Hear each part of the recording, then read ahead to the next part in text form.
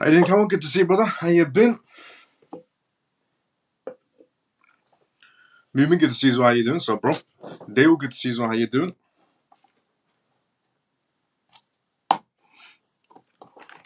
How's everyone doing today? How's everyone's day today? Good, bad, or just starting out, depending on where you are around the world?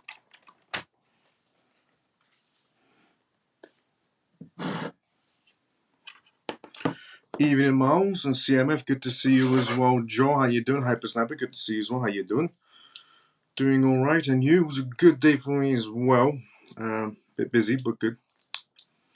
Orphan, good to see you. How you doing? How you been? So, by the time everyone tunes in, because everyone's tuning in one by one, we'll go through the gist of what we're going to be talking about tonight's live show, and then by that time, everyone's tuned in, ready for the first news of the live show. Hi, Miles and family. Troy, good to see you. How you doing? So, the first news we're going to be going through on tonight's live show. Anna, good to see you. How you doing? Hello, Miles and family. Good to see you. Anna, how you doing? So, the first news we're going to be going through, just the gist of what we're going to talk about. By the time everyone tunes in, ready for the first news.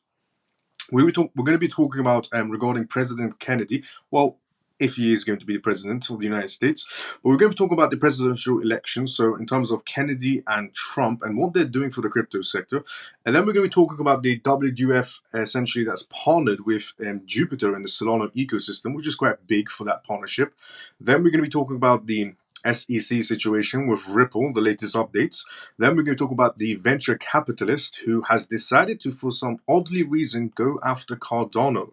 And then we're going to talk about essentially Fidelity and how they've amended their Ethereum ETF application to address some SEC concerns and get the ball rolling. And then we're going to talk about essentially the Bloomberg analyst, that the one that we talked about yesterday regarding Eric and James and how they essentially changed their opinions overnight, and a bit more on their perspectives. They decided to talk out a bit more.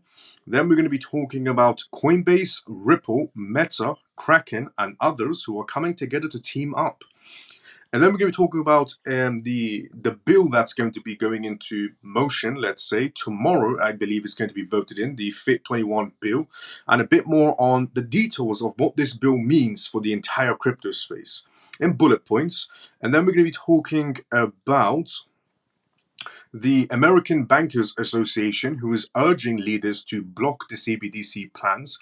And then we're going to be inside the United States, and then we're going to talk about Coinbase and how Coinbase is going to be venturing into gold and oil. And then we're going to be talking about Tether and how they've miraculously minted 1 billion USDT on Ethereum. And then we're going to be talking about Uniswap and regarding the SEC situation. And then we will be talking about the major company analyst predicts and when will essentially Bitcoin break its all-time price records. And then we will be talking about, after that, news on the Fed, Bank of Japan, and how things will drive up regarding motions from the Bank of Japan, how that's going to be positive or negative inside the crypto space. Then we're going to talk about the billionaire CEO Mike, and he's essentially speaking out on the matter of the SEC situation, how things will change. And then we will be talking about Peter, as his perspectives. Peter has decided to come out of nowhere and give his perspectives on regarding Ethereum. So we'll take a listen to that one. And then we're going to talk about Standard Chartered Bank and how they're predicting essentially Ethereum is going to be reaching a nice round figure, which when we get to that news, I'll tell you what that round figure is of what Standard Chartered Bank is thinking Ethereum will reach. So on tonight's live show, we have quite a bit of mixture of news to go through, some political news to go through, crypto news obviously to go through, CBDC news to go through, regulation news to go through, some bullish, some just you should know type of information. So if it is your first time right now watching the CMF Live Show, welcome to the CMF Live Show, where we talk about cryptocurrency, CBDCs, regulations, political things. That's all relatable to the spectrum of the world shifting into a digital era. We also do Q&As as well, which means if you have any questions, put it down inside the comment section. I'll be more than happy to answer the questions you may have. So we're going to talk about recent events right now. But before we do that, the disclaimer of this live show, as always, is not financial advice, not political advice, and whatever I say is only for entertainment purposes. So before we do that, let's go inside the comment section. Before we go through the first news of tonight's live show. Evening, Miles and CMF. Manny, good to see you as well. How you doing? Good evening, Miles and CMF. Freedom Forever, good to see you as well. How you doing, Freedom Forever? George, good to see you as well. How you doing? Morning, everyone. Miles, thanks for your updated profile. Really appreciate this. Hi, CMF. Shelly, no problem. Let's go. Hey, Miles and CMF. Hope everyone is well. Solomon, good to see you as well. How you doing? Good evening, Miles and all CMF. Adi, good to see you. How you doing? Lena, good to see you as well. How you doing, Lena? How you been? So, first news on tonight's live show is Bitcoin. But regarding the US presidential elections. So, Bitcoin-friendly US presidential hopeful Robert Kennedy has decided to buy GameStop shares. Now, there's this wave going on right now in politics where everybody's all of a sudden became, essentially crypto friendly, pro crypto, let's say in scenarios. And even some presidents, well, if they do become a president, is, overstepping onto crypto and going into GameStop and so on just to be relevant in that subject. So, Kennedy has decided out of nowhere to chime into GameStop. The GameStop GME retail revolution is taking a new turn as Robert F. Kennedy, the United States presidential candidate, has joined the bandwagon. Robert Kennedy buys GameStop shares. Besides the growing hype surrounding the likelihood of spot Ethereum ETF approvals by the US SEC, GameStop remains one of the most popular market trends this month as well. Known as the retail investors' way of rebelling against Wall Street short institutions, the GameStop meme stock revolution has proven to be a resounding one. Taking to his official X account, Robert Kennedy said that he understands the struggle of the average retail investor. No, he doesn't, because he's not a retail investor in any sort of a way or an average retail investor. For somebody to say, I understand your frustration, and when you're not in their position is a bit odd. He said that he should become the president and he will work to eradicate the market manipulations from Wall Street. He called the market manipulation a criminal behavior, noting that his administration will support ape retail rebelliousness. Besides the promises of the aggressive Wall Street reform, Robert Kennedy said that he has invested $24,000 of his own money, apparently, into buying GameStop shares. By the current price of the stock, $22.22. Robert Kennedy would have received over 1,080 GME essentially shares. The intriguing twist is the buy-up that GameStop is that he used the penalty occurred from a recent lawsuit he won against Monstro to pay for the acquisition. This is what he said, word for word. To match actions with words, I have just invested $24,000 into GameStop from the fees I earned from suing Monstro for their knowingly poisoning our soil and causing cancer.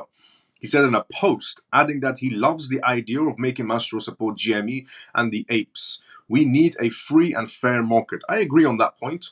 Let's punish the predatory short selling to the moon. By the way, I ride with you. I am not leaving. It's nice to see politicians always become, a part of the people when it's voting time. Because, President Kennedy didn't decide to chime into the last GME situation or, the AMC situation or any other situation where the retail section were involved. But when it's voting time, he's with the people. All politicians are. They are all with the people when it's voting time. Will GME rally last? Robert Kennedy is a known advocate against the establishments with a strong bullish view of Bitcoin. Besides, he also threatened to intervene in the ByteDance TikTok ban in the US as well. Despite his people's stance, these many may consider his support for GameStop an out-of-touch move to gain popularity. So some people are already calling it's just desperate now. Already, former President Donald Trump has gained the support of some American crypto personalities. Vanguard CIO Greg Davis is one of the market experts that believes that the GameStop rally will not last. As reported earlier by CoinGate, Greg Davis called out the GameStop rally, noting that nothing has changed about the firm's fundamentals. He cautioned investors against the stock and saying that who bet on it earlier end up worse than before. So that's regarding President Kennedy, and I know it's not crypto related, but it is political related. It's also he is pro crypto in his opinions. He's pro Bitcoin, pro crypto, and so on. But what I am trying to say with this is don't listen to politicians when it comes to trading. He's only involved because he needs votes, and it's just desperation at this point. He might be a great human being. He might have prospering regulations coming through if he does make it to presidency. But don't be desperate. Don't just do things for the public, for the retail section, because it's voting time. If you really care, do it when it isn't voting time. Trump campaign to accept crypto donations is the next news we want to go from tonight's live show. Trump campaign to accept crypto donations, including Dogecoin and Shiba Inu. Donald Trump, the Republican presidential nominee in this year's upcoming election announced that he would accept political donations in form of cryptocurrencies. He did do that. In terms of Donald Trump, he was doing, cryptocurrencies and NFTs before this political situation even started. He did 3 NFT projects on Ethereum, made quite a bit of good money for himself as well. So he was in it before the election situation even came up. According to Trump's website, the former president campaign will accept cryptocurrencies, including Bitcoin, Ether, Solana, Dogecoin, and Shiba Inu even. President Trump's campaign has launched a fundraising page that provides any federally permissional donor the ability to give through its joint fundraising committees using any cryptocurrencies accepted through the Coinbase Commons products. According to an online statement, this addition to President Trump's already groundbreaking digital fundraising operations marks the first time a major political party, presidential nominee has embraced cryptocurrencies for donations. As crypto appears to be becoming an increasingly important of political issues ahead of this year's presidential elections, Trump has tried to position himself as a greater advocate for digital currencies than his opponent, Sleepy Joe. It doesn't say Sleepy Joe, it actually says President Joe. Sorry about that. Trump is just, you get used to it. Every time you hear President Biden, you instantly just remember Sleepy Joe. Now, Trump has reduced regulations and championed innovations in financial technology, while Democrats like Biden and his official segregate Elizabeth Warren continue to believe any government has the answers to how our nation leads the world, the statement also said. So those are 2 political prospects right there. Kennedy coming in for the people, as the moment is voting time. He's way, into the people, buying even GME stock. I mean, that is what you call I don't know what you call desperation more than that. I mean, if, President Kennedy came, and nothing against the guy, but if President Kennedy came in and, decided to go for Ethereum because of the ETF situation, sure, why not? If he decided to go for any other cryptocurrencies, sure, why not? But to go for GME stock and say, I am with you, the people of the United States, because I'm buying $24,000, of stocks of GME, it's just embarrassing and desperate at that point. But, you're just begging for voters at that point, going for GME stock. Now, in terms of Trump, you could say, he was inside of cryptocurrencies, launched 3 NFT projects, all quite successful actually. They all sold out. He made quite a bit of profit as well. And people got to, meet him for a lunch or a dinner or something. So that was good. But first president, to be doing this in terms of, publicly saying, I accept cryptocurrency donations, no hiding it in any sort of a way. So this is good.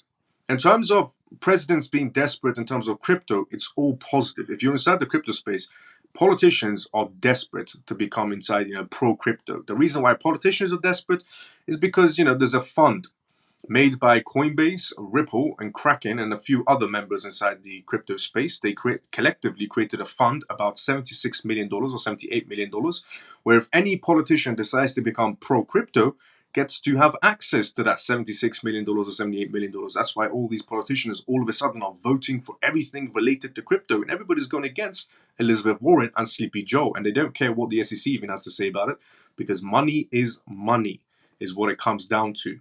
And some politicians are also getting jobs in crypto platforms as well. We talked about it yesterday on this live show, and they have zero understanding of what blockchain is, but having a politician as one of your board members does wonders for you. It's either pay the politicians or get them to work for you. Either way, that's the only way to open doors in business. If you want to set the big boy table, that's what you have to do. If you want to stay a small business inside the blockchain space or any space, then you don't have to do any of those things. But if you want to set the big boy table, you have to essentially, pay off politicians, or, not pay them off, but create a donation fund or hire them. Is what Coinbase did yesterday when they hired a former Florida ex-congressman. The next news to go from tonight's live show, but anyways, all of that is still positive. All these politicians becoming pro-crypto. I don't personally care if they're being paid off by the donation fund, which they are. Sooner or later they're going to be paid, or if they get hired in crypto blockchain platforms, because it's obvious of what they're doing. Most people might not see it, but that's what the reality is. But the positive side about all of that is they're pro-crypto, and that's all that matters. If they're being paid off or getting a job request, it doesn't matter. They're pro-crypto, and the regulations come through, which means more corporations enter the crypto space, which means more money for the crypto space. And if you're in the legitimate projects, you're all good. So let them become more pro-crypto. Is that all that matters? Doesn't matter if they're paid off or getting a job. Now, Next news to go from tonight's live show is DWF. DWF partners with Jupiter to enhance the Solana ecosystem. DWF is also the company that's backed Binance and Binance Ventures as well. They have a lot of money to play around with, and they've decided out of nowhere to come through and essentially start partnering up with Jupiter, which is on the Solana chain. So that's going to be good for the Solana ecosystem as well. But before we go through that news, let's go inside the comment section. And by the way, if you have any questions, put it down inside the comment section as well. I'm reading everybody's questions one by one, as I always do, everybody's comments. Good evening, Professor Miles and the CMF family. Good to see you as well. How are you doing, Frankie, brother? What have I missed, brother, so far? Just Kennedy and Trump, essentially. Trump being very public about the donations, and Kennedy being desperate, going for GME token, GME shares, essentially.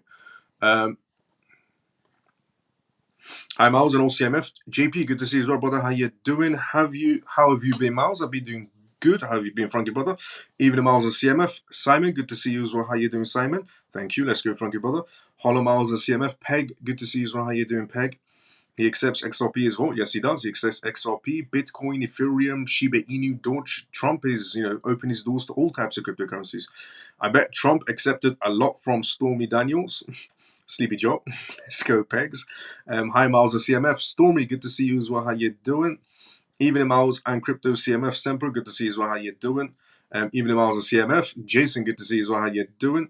Because Trump has nothing to hide.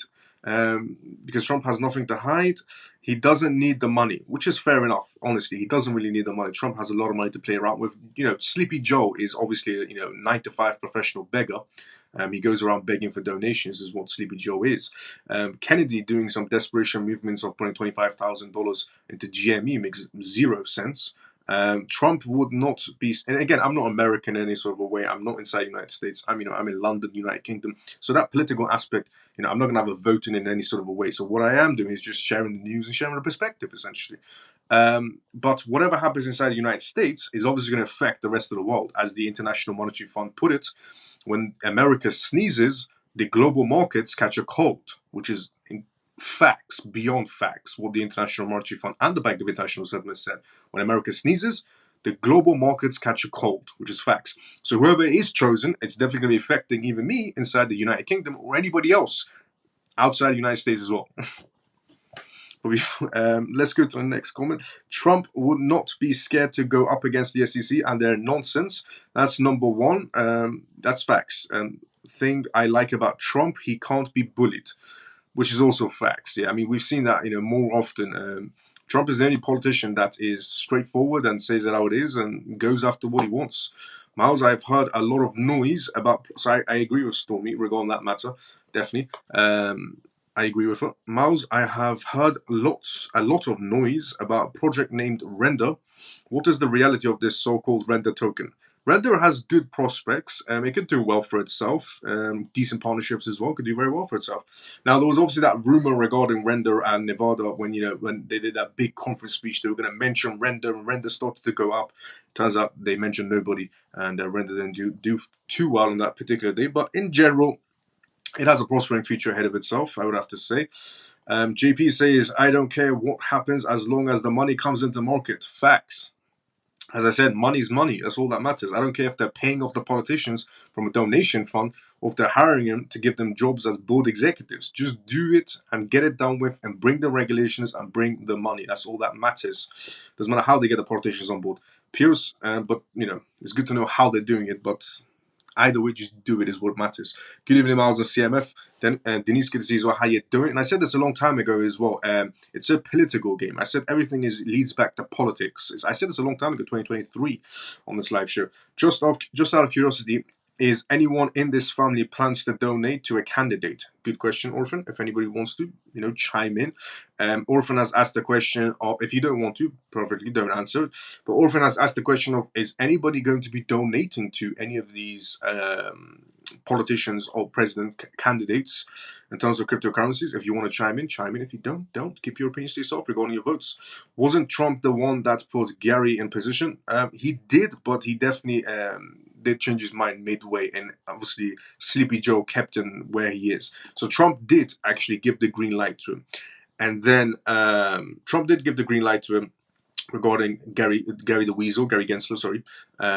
Trump did give the green light to him a very long time ago, but then Sleepy Joe kept him on, and then obviously now Trump is regretting his movements what he did in the past regarding keeping Gary Gensler, and the position he's in. Mouse, what can ACH reach in this bull cycle? What are the probabilities based on your assessment regarding ACH? I mean, 5 is not that far off for ACH to be able to reach, but it will go higher and higher and higher because every year we're going to go into more utility. This is what this is about. 2024 is about banks, institutions, regulations, utility. Beyond after 2024, it's also going to be on that subject. So, every crypto cycle we've had, it's been different narratives. Once we had the narrative of the meme coin strategy, then we had the narrative of the metaverse, which Sand and Mana were doing so great for us. Metaverse was big. And then we had the narrative of AI, and AI was doing so good. Now we're the narrative of utility, actual utility, but mainly for financial institutions, essentially. And this narrative isn't going to just be a one-off narrative like the rest of the crypto narratives that we've had. This is a narrative that's going to continue in 2024, into 2025, into 2026, into 2027, 2028, and beyond, because we are talking about the financial markets, and it can't be a one-off narrative. It's going to be a narrative that's going to be on board moving forward. Not saying other narratives won't play around down the line somewhere. They will. AI will be in there as well, and data storage will be obviously in there as well. Metaverse will be in there as well. Gaming industry will be there as well. But the main narrative moving forward is obviously going to be the financial instruments, regarding more banks, more regulations either coming in or pouring more money into it as the more regulations that come through and expand on the market space, essentially. Camel said he will never invest into any sort of political donations. Fair enough. Is VeChain a long-term project? I would say yes, because they applied for a financial license. If they get that, then that's good. The one that they recently applied for. So are you suggesting no bear market for certain projects? Basically, is what I am suggesting. As time goes by, yes. So the only reason that we went through that, cycles of 4-year cycles inside the crypto space, many reasons, but that reason will come to slowly an end for some certain projects, because some projects will be used back to back by these institutions. Right now, a lot of these institutions are building on these projects. For example, JP Morgan is building on a subnet green of AVAX regarding some tokenization prospects. Citibank is doing the same scenario as well. And, obviously JP Morgan on the Onyx situation with Ethereum as well, or the BlackRock I-Build fund regarding tokenizations on Ethereum. And there's so many other things, ventures going on regarding Ripple and XRP Ledger, Metaco, and so on and so on. So yes, some projects are going to go through this cycle of essentially, just picking up momentum. They will do, obviously, they will go through speed bumps, because we are talking about the markets, and the market continues going up on price. There'll be speed bumps along the way, but they'll be reaching higher points, and the 4-year cycle situation wouldn't hurt them as much in terms of market situations, because they're being used. The main purpose of cryptocurrencies is utility. A lot of people still have this presumption inside their mindsets that when they look at cryptos, it's like they're looking at stocks. They just buy, sell, buy, sell. No. Don't look at that. The main purpose of cryptocurrencies was utility, and that utility is starting to be tested on and used actually in the real world, when we're having cross-border payments happening between countries for the first time, tokenizations by big heavy names going into it, and so on and so on. There's a lot of things happening inside crypto space that I've always talked about every single live show, talking about the data and the projects and the contracts and the PDF documentations and the regulations that helps that momentum, especially Brazil. We talked about it last night on this live show. Talked about Brazil and how Brazil has opened their doors, and it explains why BlackRock went to Brazil about 3 weeks before Brazil announced yesterday they just opened their doors to everything crypto, because they're bringing out full regulations this year and they're moving forward, which is Coinbase essentially coming into play and going into Brazil, opening their doors, trying to push their base network on Brazilian citizens. Now Ripple announced the same thing. They're going to go there and put the XRP ledger and create some funds and donations, and get the ball rolling for the XRP ledger in Brazil. Same thing that Coinbase is doing for their base network now. They both announced at the same time. BlackRock was there about 3 weeks before everybody else, ironically, because obviously BlackRock gets that information coming a lot more quicker than everybody else. Now, moving on from that, so if anybody wants to, some projects, Jim, are going to just go higher and higher, but with speed bump scenarios. If anybody wants to laugh, I'm sitting in a parking lot after food shopping, eating a roasted chicken. Is what JP is saying. I'll donate my 2 cents to Sleepy Joe, telling him to take a hike. What Semper said. I'm willing to donate a one-way ticket for Sleepy Joe and Gary the Weasel, and Elizabeth Brainless Warren. I'll donate my used underwear for Sleepy Joe as a okay, I can't say these things online. But the reason why these comments are right now in the live is because somebody asked the question of would you donate to these politicians because they're opening their doors to crypto funds, to crypto and donations. Would you donate for them is the question, and people have decided to chime in from the CMF and donate them things regarding the politicians.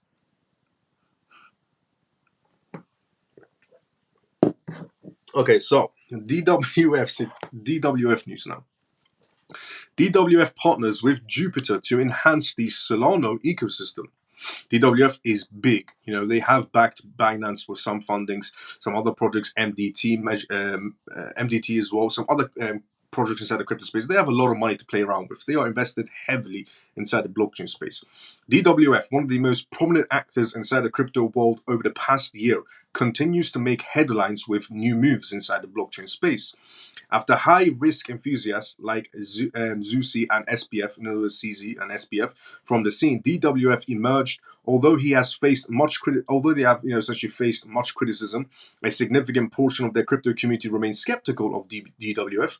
DWF and Jupiter is the new one going on. DWF announces a long-term partnership with Jupiter, aims to innovate in the already intriguing real-world assets field, the crypto giant claiming a grand unified market, shared details of it on social media.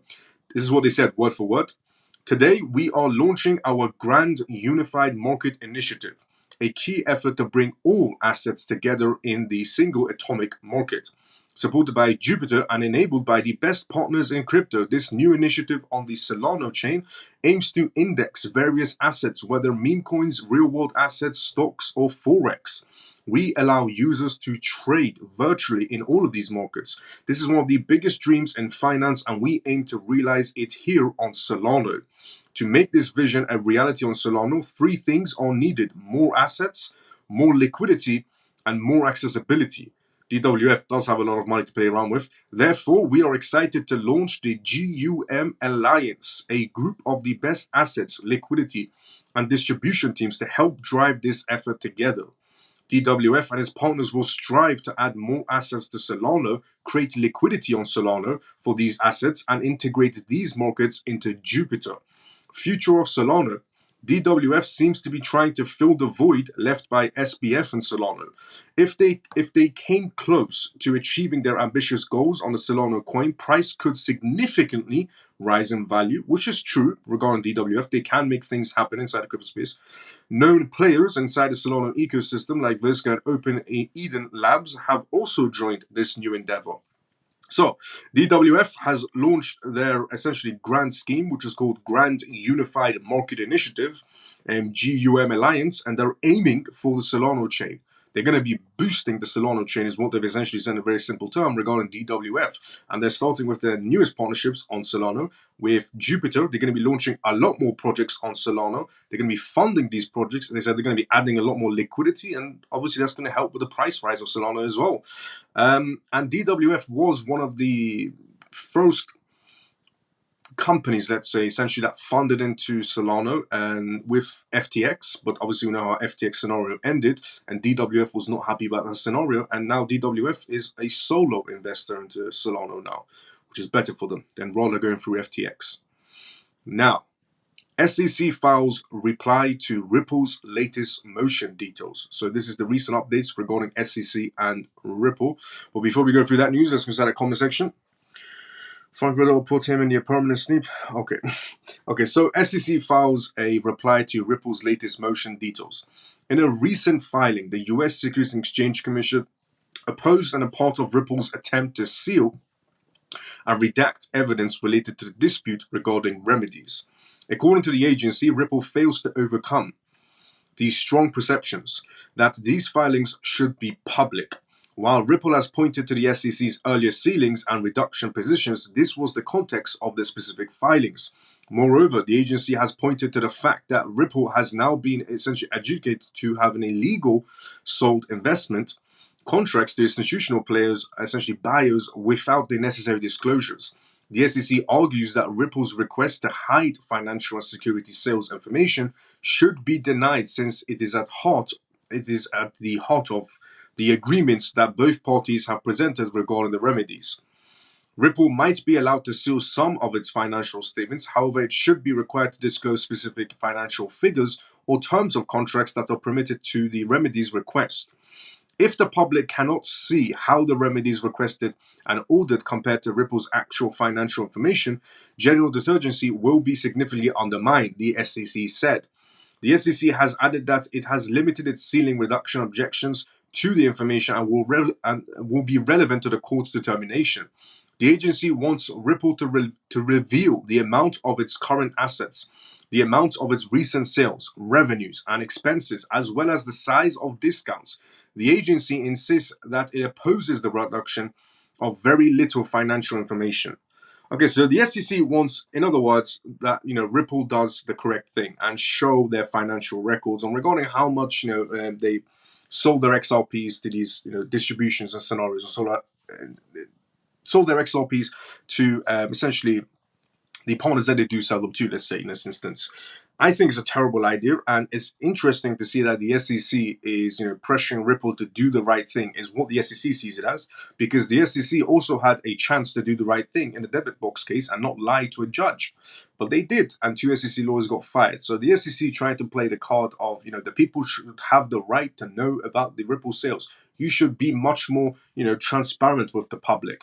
Well, I think the SEC should be more transparent with judges. So, two can play that card, essentially. Two can play that game, let's say, regarding the SEC trying to play the friendly card, and people should have the right to regarding, transparency.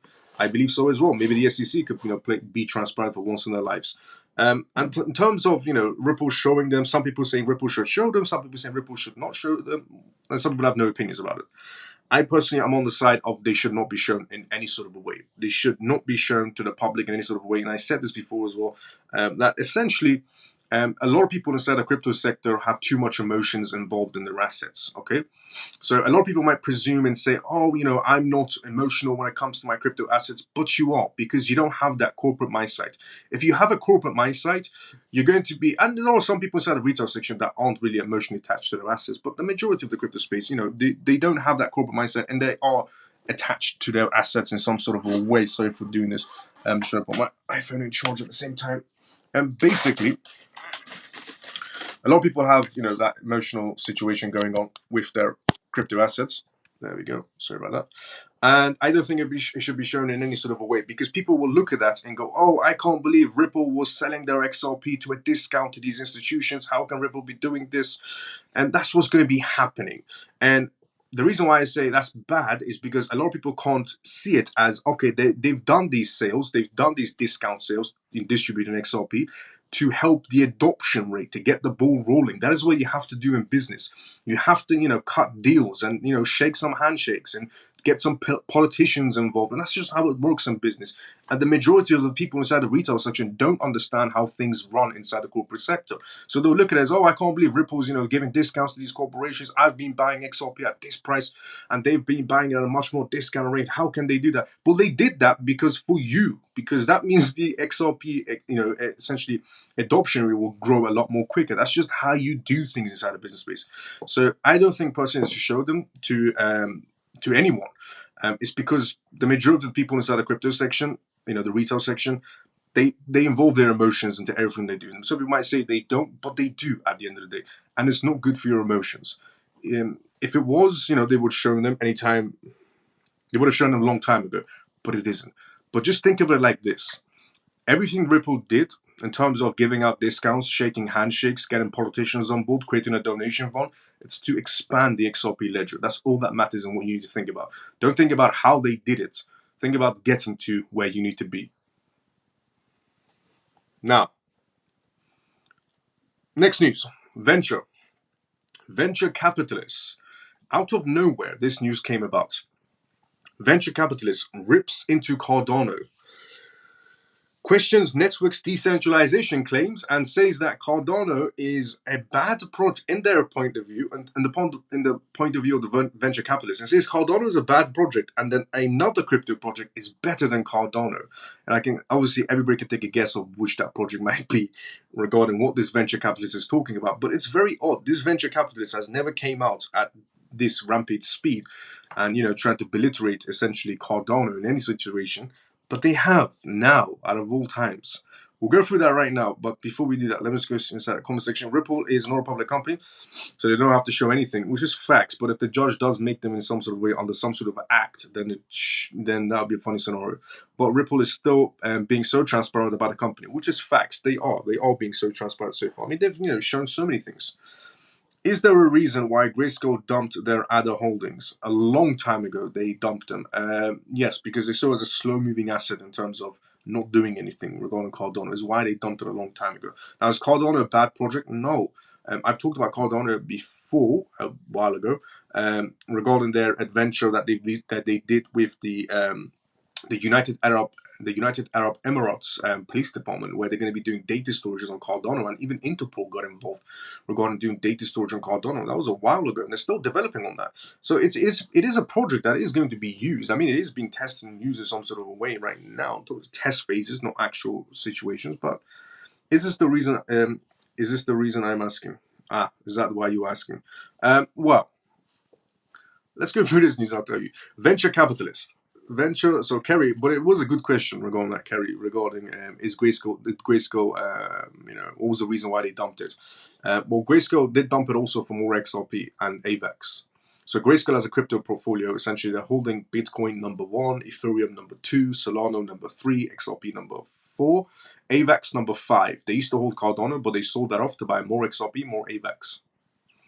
Now, venture capitalist rips into Cardano. Decentralization claims. Justin Bones, the founder of Cyber Capital, has launched a scathing attack, essentially, on Cardano, claiming the Ethereum competitor is centralized. Venture capitalists are convinced that this level of centralization at the protocol level is a major weakness of the proof-of-chain blockchain. Founder Cardano is centralized. According to Bones' assessment, there is a problem with Cardano's Genesis keys. Technically, these keys are a multi-signature system that grants control over essentially core protocols rules. In a post on X, the VC argued that these keys confer excessive powers to input, essentially, or output global IGOs. The company developing the smart contract platform, the Genesis key were introduced during the third phase of the Cardano's developments. Shelley, essentially chimed in on this matter from Cardano. The problem is that these keys were not temporally measures, but released as a part of the network's design. As an earlier design, the IOG didn't have the absolute power of the Genesis keys. However, the Cardano Foundation decision to delegate its control to the developer meant that the IOG was not in control. The alleged centralization Bones claims is that IOG controls 5 out of the 7 Genesis keys. With this, the developer can unilaterally essentially alter the protocol without community consensus. This level of control, the founder adds, goes against Cardano's claims that the platform is one of the highly decentralized and even better than Ethereum. The IOG has this power, Bones continued, means that they can exploit these keys and even disrupt the network. For instance, the developer can stop the blockchain from processing blocks or modify how Adder is distributed to validators. The venture capitalist founder claims that the centralization of Genesis keys can be seen in deliberately slow development approach. Unlike competitors like Solana, Cardano is still being refined, with the IOG planning to enhance efficiency once Volatile goes live. By design, public blockchains like Ethereum or Bitcoin, for example, are decentralized. Through the level of decentralization, it varies as they evolve. Validators are guaranteed not to censor transactions or reverse some, even in extreme disruptive hacks. The censorship resistance features gives these ledgers an edge over centralized options, explaining the rapidly increasing adoption across the board. How IOG and Cardano community will essentially resolve this remains to be seen. In the next development phase, Voltaire, the network, will introduce an on-chain governance. With this, the use of Genesis keys will be a thing of the past. So, Cardano's founder has decided not to obviously chime in any of this, but it's an odd dig to make into Cardano. I mean, I get the whole Genesis situation, and I've fully known about that for a while regarding Genesis situation. But it's unusual. I mean, this dig came out of complete nowhere regarding completely going against Cardano, saying Ethereum is better. And I mean, obviously, Ethereum does have that edge over Cardano. Obviously, a lot more institutions have incorporated into Ethereum than they have into Cardano. And obviously, the liquidity situation is obviously doing better as well in Ethereum rather than Cardano. But a very, very interesting perspective from one founder on regarding Cardano being extremely centralized. Apparently, if that is, up to a certain extent, the absolute truth. Some of the Genesis things he said was true, and some things were, completely absurd until proven otherwise. But if that is, completely true, let's say in an instance, the EU is definitely going to be seeing Cardano as a fully centralized project, and therefore they're going to regulate it as a company, essentially going forward, because the EU is coming off regulations, and they've essentially said either you're fully decentralized, which means nobody controls it, or you have an entity or a group of people controlling it, and therefore you're not a fully centralized project. You're actually, you're not a fully decentralized project. You're actually a centralized project, and therefore you could be counted as a company in the EU. Is the regulations they're working on right now regarding MiCA. So it's either you're fully decentralized, is how the EU sees it, or you're actually centralized when you have a group of people working on it, back to back. They see it as a company instead. So different regulations will apply to those kinds of projects, and different tax laws will be applied to those types of crypto projects as well. That's why Vitalik Buterin came out of nowhere after hearing about the EU regulations, and started to change things around in Ethereum to make it more decentralized. So Ethereum doesn't fall under the category of that in the EU either. Now, Fidelity. Fidelity amends Ethereum ETF applications to address SEC concerns is the next news we're going to be going from tonight's live show. We're going to Fidelity amending their Ethereum ETF essentially applications. Fidelity wasn't the only one. A few other projects that did apply for their Ethereum ETFs also amended their documentations regarding their filings for the Ethereum ETFs. And one of them was SIBO, one of them was Fidelity, and a few others as well. The SEC is asking for fast requests from everybody to change some things in their applications and get the ball rolling. Looks like it. Could be, the other way as well. Now, before we read that, let's go to the comment section. Did the other CEO find what he was looking for? Did the other CEO find out what he's looking for? No, I think he's still looking for ET. Shiba Inu announced that they now have their own blockchain. Is that true or fake news? I would have to double check on regarding Shiba Inu. I think they have Shibarium is what it's called. I'm not really sure regarding Shiba Inu, but I think it's Shibarium, something like that. I don't know. I have to check on that news if Shiba has, created their own chain and so on.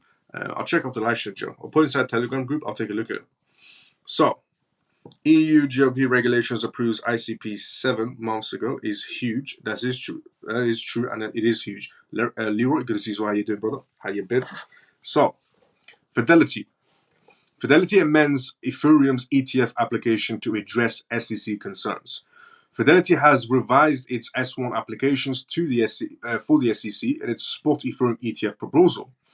The amendment application submitted close to the May 23 deadline opposes the staking of the ETF's underlying Ether. This move tackles the issues surrounding the security and regulations of staking activities. So obviously, Gary Gensler always has to chime in his opinions when they're not needed. I know he's the chairman of the SEC, and his opinion should matter on this Voyager, but we all know he's just picking and essentially picking and choosing and trying to waste time, and in matter that involves blockchain. We fully know that obviously Gary Gensler understands blockchain. He taught blockchain to MIT students, so we fully know he understands it. But he's just taking the absolute PISS. But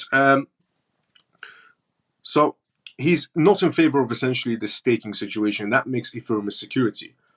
However, a lot of banks are actually going into staking right now. HSBC Bank going into staking, Standard Chartered Bank going into staking.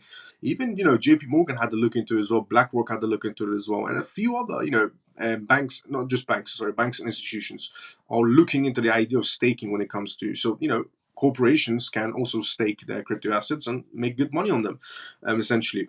And maintain the network is what the staking process is.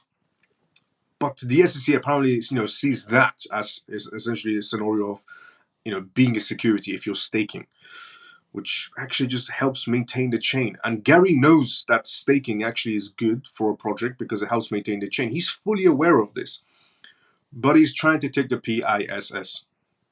For clarity, the S1 filings is a registration requirement by the SEC to launch publicly traded securities inside the United States. The filing ensures that entities maintain transparency and align with federal regulations.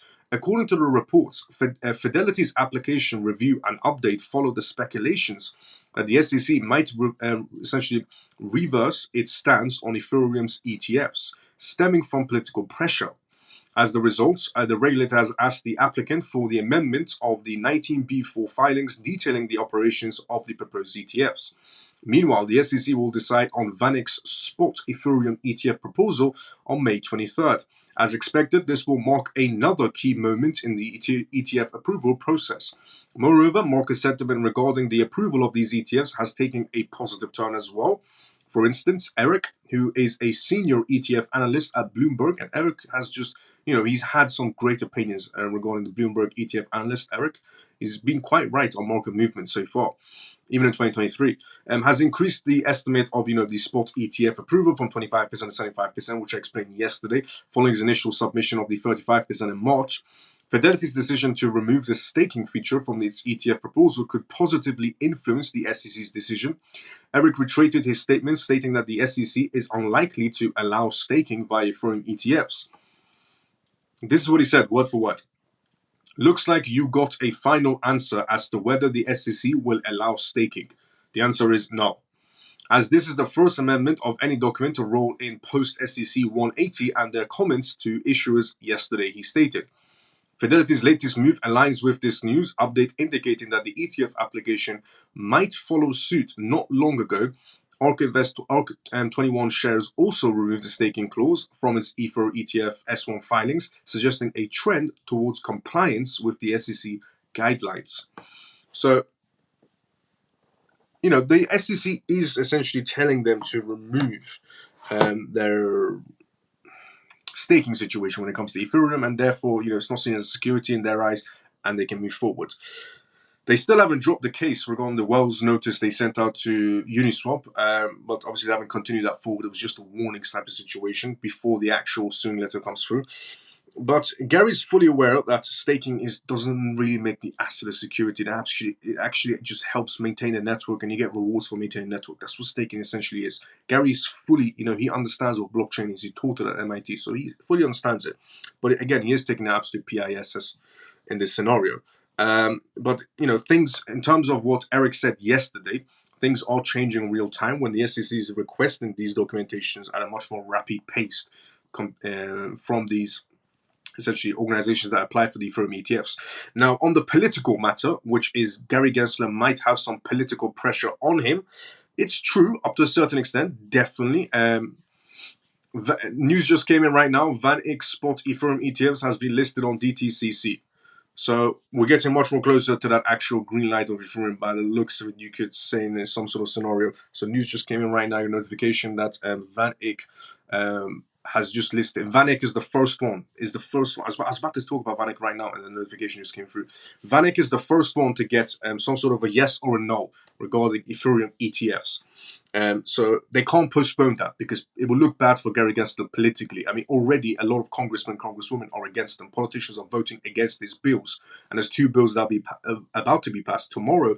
Another bill, FIT21 Act, could be passed as well.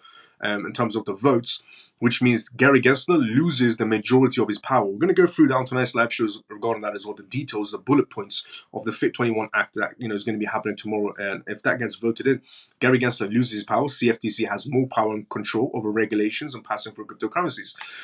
So Gary does have that political pressure on him as well, and if he postpones the VanEck situation and says no or so on, and it's going to really look bad for him, even much more worse than it already looks for him right now. He's lost, he hasn't won major cases.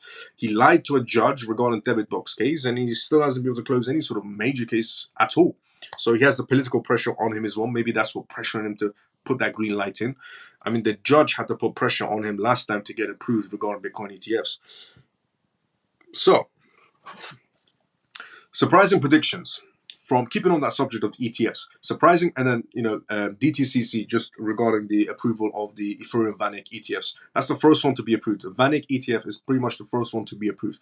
Is it going to be a collective of ETFs that are approved? We will have to see. or is it going to be one by one? We'll also have to see as well. VanEck is the first one, if it is going to be one by one, to get a green light because their deadline is rolled up right now. Surprising predictions from Bloomberg analyst, the Bloomberg analyst that changed his opinions from 25% to 75%. And the reason why everybody's talking about, one guy tweeted out that Ethereum ETFs will be approved, and then everybody started buying Ethereum, and how can everybody listen to this one guy's opinion? Now, let me just put in perspective of this one guy's opinion. Eric, who is a senior ETF analyst from Bloomberg, Eric was the only man that was, saying January 11th, ETF Bitcoin is going to be approved. Everybody else, taken from BlackRock, Fidelity, Vanguard, Elizabeth Warren, everybody else was saying, no, it's not going to be approved. No chance, no chance.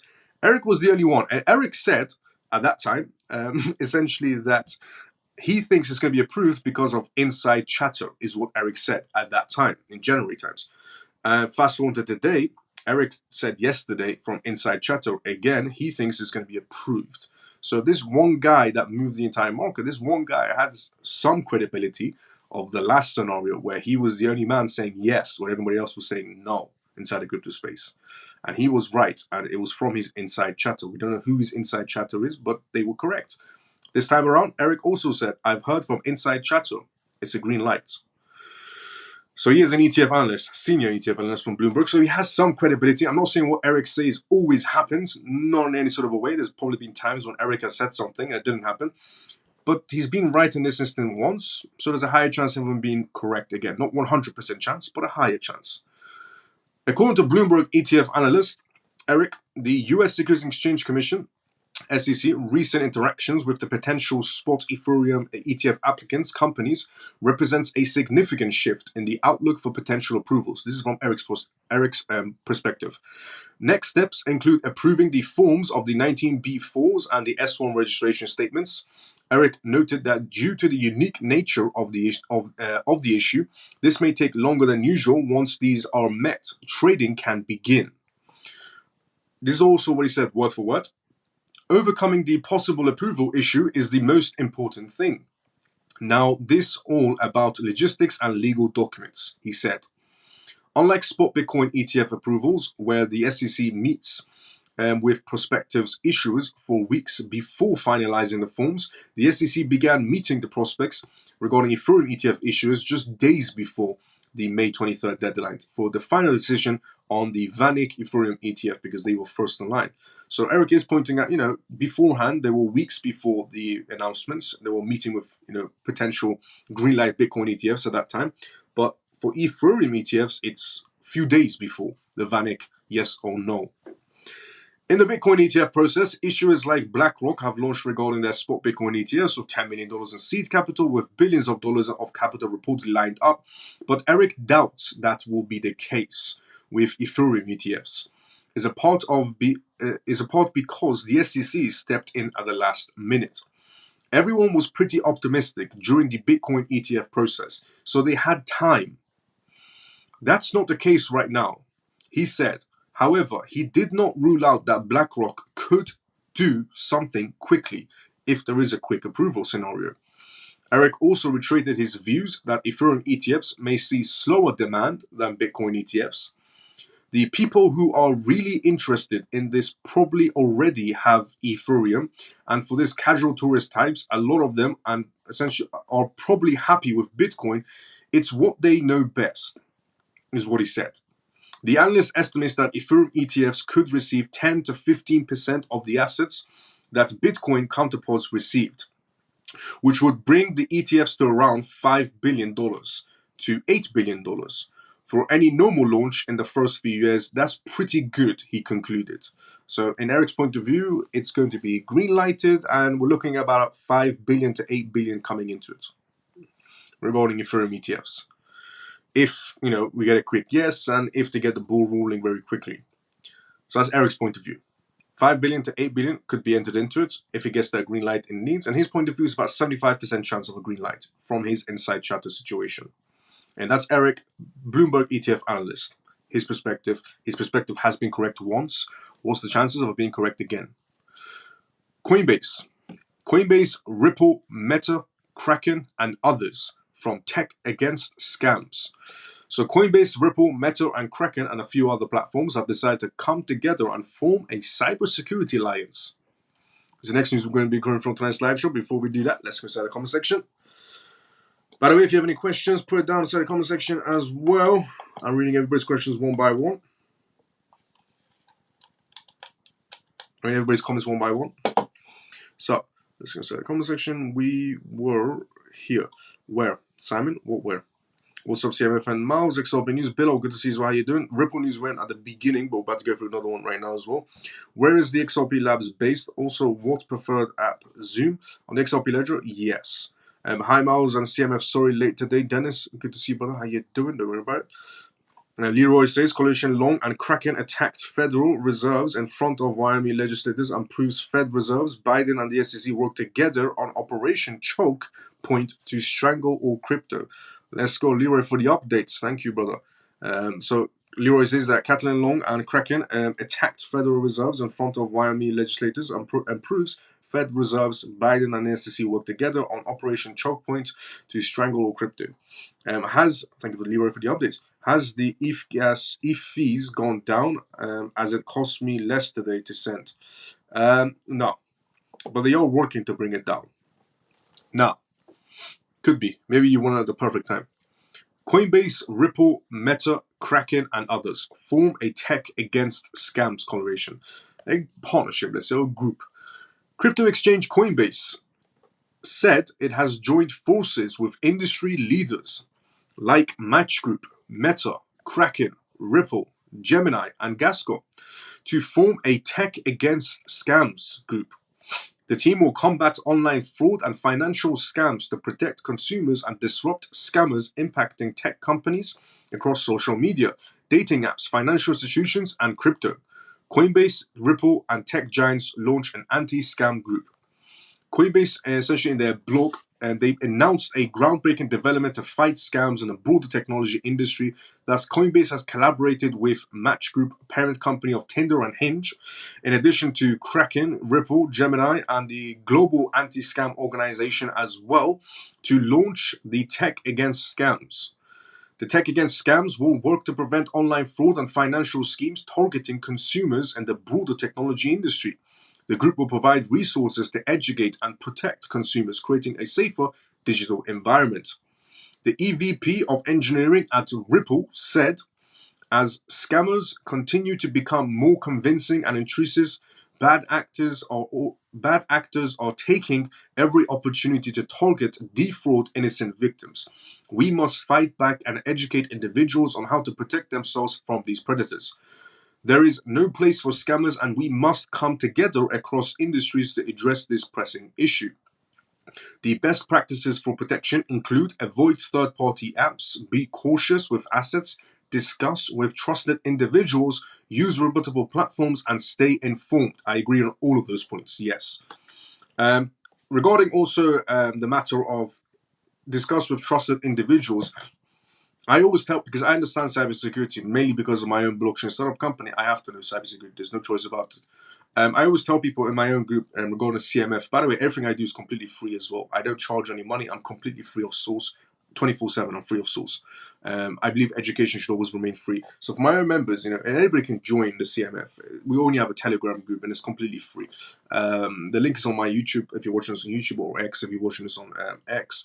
But I always tell people they can direct message me personally and say, hey Miles, is this crypto project a scam, or is this platform a red flag or a scam? And I always give my perspective. I do a complete background check on every project they send me, or website, third-party website they send me, and I always tell them how it is. 99% of times it's scams. But yeah, you can always message me and say, hey Miles, is this crypto project a scam, or hey Miles, is third-party wallet a scam or red flag company and so on, and I'll give you a genuine perspective. And I don't charge any money. I'm completely free. Education should always be free. I believe so. Together through education and collaboration, we can protect our community and uphold the promise of a secure and fair financial futures. Stay vigilant, stay informed, and stay safe, is what Coinbase said. Tech Against Scams Coalition to improve best practices. The Tech Against Scams Coalition will take action against tools used by scammers to target scammers. In addition, it will educate and protect consumers and disrupt rapidly evolving financial scams. With only 0.34% of the blockchain transactions are actually being used for illicit activities per data by trade analysis, crypto security remains a key concern for crypto industry. Coinbase said it has a robust compliance program which includes KYC checks, sanctions, screenings, suspicious activities, reportings, and strong law enforcement partnerships to prevent and detect illicit activities on their platform, which is amazing. Honestly, this thing that's happening right now between Coinbase, Ripple, and Meta, Kraken, Gemini, the global anti-scam organization, they all came together essentially to protect the crypto space moving forward, which I think that's something that should be done without a doubt. But also, they're not the only group doing this. The UK authorities and the American authorities, the Canadian authorities, the Japanese authorities, the United Arab Emirates authorities, and the EU authorities have all come together, and Singapore, and created this task force as well to crack down on crypto scams. So we have this side, the companies doing it, and on the other side, you have jurisdictions doing it. So they are really trying to make crypto a safe place moving forward in terms of jurisdictions making it safer or platforms making it safer. But you can tell that they wanted to stay here. They want to move forward with blockchain technology. They want to make it a secure and mature place, which they have to do. Without a doubt, they have to. And a lot more people should be fully more aware of cybersecurity, especially if you want to live in this digital future or if you're inside a crypto space, if you hold crypto wallets and so on and so on. Yes, you should always be fully updated with the recent scams so you don't fall for it.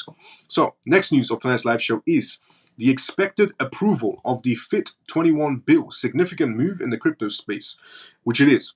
The FIT21 bill will definitely revolutionize how things work inside the United States. It's going to be voted tomorrow, if I'm not mistaken, or today, because it is Wednesday right now, because it's 31. It's 12:31 a.m. right now in London, so technically it is Wednesday. So today, this should be voted in some sort of way. Now, the FIT21 bill, I talked about it a few days ago, and I said it's coming up as well. But we haven't talked about the bullet points of how exactly things will change after the FIT21 bill, which is what we're about to go through right now. It's definitely going to revolutionize how things operate inside the United States in terms of cryptocurrency regulations and who gets power and who doesn't, on what subjects and certain matters, and who loses power as well. So this could also be the other situation that's putting pressure on Gary Gensler.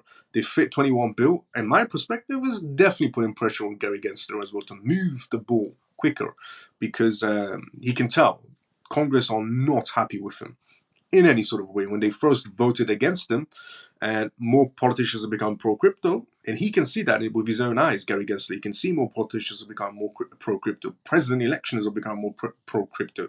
I mean, for crying out loud, we have Kennedy buying GME stocks to seem relevant to his voters. So we're about to go through this right now. Before we go through this, let's go inside the conversation for a quick second. Hello, Miles and family. Kobe, good to see you. How you doing? All those regulations is for nothing, and no one will use XRP. My auntie's husband said so. My auntie's husband said so. Okay. Camel's joking, by the way, in the conversation. Now, expected approval of FIT21 bill, significant move in crypto space. In the coming weeks, that is, by the end of this month, the House of Representatives are going to be voting on a major bill, by the bill essentially HR 4763, also known as Financial Innovation and Technology for 21st Century Act. Now, this has been going on inside the crypto space as if it's passed. It still hasn't passed. They're talking about it, but a lot of people are on board with it, is what's actually happening. This bill is expected to bring clarity for regulating crypto industry inside the United States, which will also impact the rest of the world. The House Committee on Financial Services, a body that governs the SEC, and the House Committee of Agriculture, a body that governs the CFTC, have various inputs from the industry and have put in joint efforts to build the FIT21 bill. That's an interesting one, isn't it? When the House Committees on Financial Services, a body that governs the SEC, and the Committee of Agriculture, that bodies the CFTC, have come together. You can really tell that Gary Gensler has definitely FUCKED'd UP. In July 2023, the bill was passed out of the Financial Services Committee with the support of 6 Democrats and all Republicans on the committee. Moreover, it has received an unanimous consent, and through the Agriculture Committees, it continues to get support from both parties since then. The idea behind the proposed bill is not just to regulate the crypto market, but also to bring clarity to the regulations rather than having confusing rules. It will build a clear path for businesses, compliances, and allow innovators to build trust and useful products for their users. The next step is to get passed by the Senate and signed by the President, Joe Biden, to become law. What will be the implementations of FIT21 when it becomes law? So what will happen if FIT21 becomes law? The passing of the bill in the presidential office will have several implementations for the crypto and blockchain industries. It will build a safety path for the blockchain projects inside the United States and facilitate an effective launch of these projects. It will provide for clear and robust consumer protection. It will also introduce other consumer protection requirements, such as segregation of customer funds, lockup periods for token insiders, limitations on annual sale volumes, and disclosure requirements. Moreover, it will clarify and differentiate the roles of the SEC and the CFTC in regulating segments of the crypto industry. So the SEC obviously has full power going forward on crypto projects and who he sues and who doesn't go after. And the CFTC chimes in once in a while, but the FIT21 bill gets passed. Then that means the SEC will have certain rules and the CFTC will have certain rules. It's no longer just Gary's word and everything moves forward with whatever Gary says. No. Then Rostam Benham, the chairman of the CFTC, will also have a point of view on how things roll. It will also clarify whether digital assets will be considered a security or commodity. It will also clarify whether digital assets will be considered a security, a commodity, or a commodity. Which case will that help the FIT21 bill? Let's just take a second just to think about it. It will also clarify whether digital assets will be considered a security or a commodity. There's multiple cases that FIT21 could apply to, off the top of my head. One case that's been going on for a very long time, Ripple. Second case, Coinbase, apparently selling securities according to the SEC. Kraken, apparently selling securities, and the other platforms that the SEC is battling, which basically makes all their cases absolutely useless in some sort of a way. Lastly, it will ensure control over crypto exchanges and also protect American consumers by imposing rules on crypto trading. The differentiation of roles in the CFTC and the SEC after the approval of the implementation of the bill. So what will happen regarding the rules now of the SEC and CFTC? The CFTC is supposed to regulate digital assets as commodities. The CFTC is supposed to regulate digital assets as commodities after the FIT21 bill. The underlying conditions for the suggested treatment is that the blockchain or digital ledger on which it will run needs to be functional and decentralized. On the contrary, the SEC would regulate digital assets as securities. The underlying condition of this treatment is that the associated blockchains need to be functional as essentially decentralized. The bill defines decentralizations for the purpose in such a way that no person or entity should have authorities to control the blockchain or its applications, and no issuer or affiliated person should have control over 20% or more of the digital assets or the voting power of the digital assets. So, essentially, the same scenario that's going to the EU, where if a group or entity is controlling it, therefore the EU sees it technically as a company and not as a decentralized project, or they see it as a centralized project, and more taxes would apply. So you have to be fully decentralized, and then straight away you'll be considered a commodity, essentially. Yeah, you'll be considered a commodity on CFTC's perspective. If you have an entity controlling it controls about 20% or more on dictating on how things happen inside a company space, then it should be seen as a security, essentially. Now, some of the industry experts have raised their concerns, stating that the bill will provide the SEC with too much jurisdictions by giving very high criteria for consideration of decentralization and the ability to pull back any tokens or projects that experience an increase in centralization. However, the proposed bill does not provide any clarity on the raised concerns, as for now, the bill is only aimed at providing the required regulatory certainty for the function and building of innovations in the crypto landscape. All that means in simple terms is they're going to be starting off at the very beginning with the basic footsteps, but it's a green light, but they're going to be starting at the basic footsteps of just getting the ball rolling first. Now, just a little perspective on CFTC. The CFTC, Rostam Benham, chairman, did say that if he does become in control of dictating crypto regulations and dictating which crypto is a security, which crypto is not a security, he did say that he can, essentially regulate the entire crypto space in about 6 months to a year, is what the CFTC chairman Rostam Benham said. He said, in his own words, a while back ago, about 2 months back ago, he said that in his own words that he can regulate the entire crypto space within 6 months to a year, something that Gary Gensler has failed to do in over years. The exact words he used. America's Bankers Association urges House leaders to block Fed's CBDC plan. Before we go through that, let's go inside the comment section. Let's go, Camel.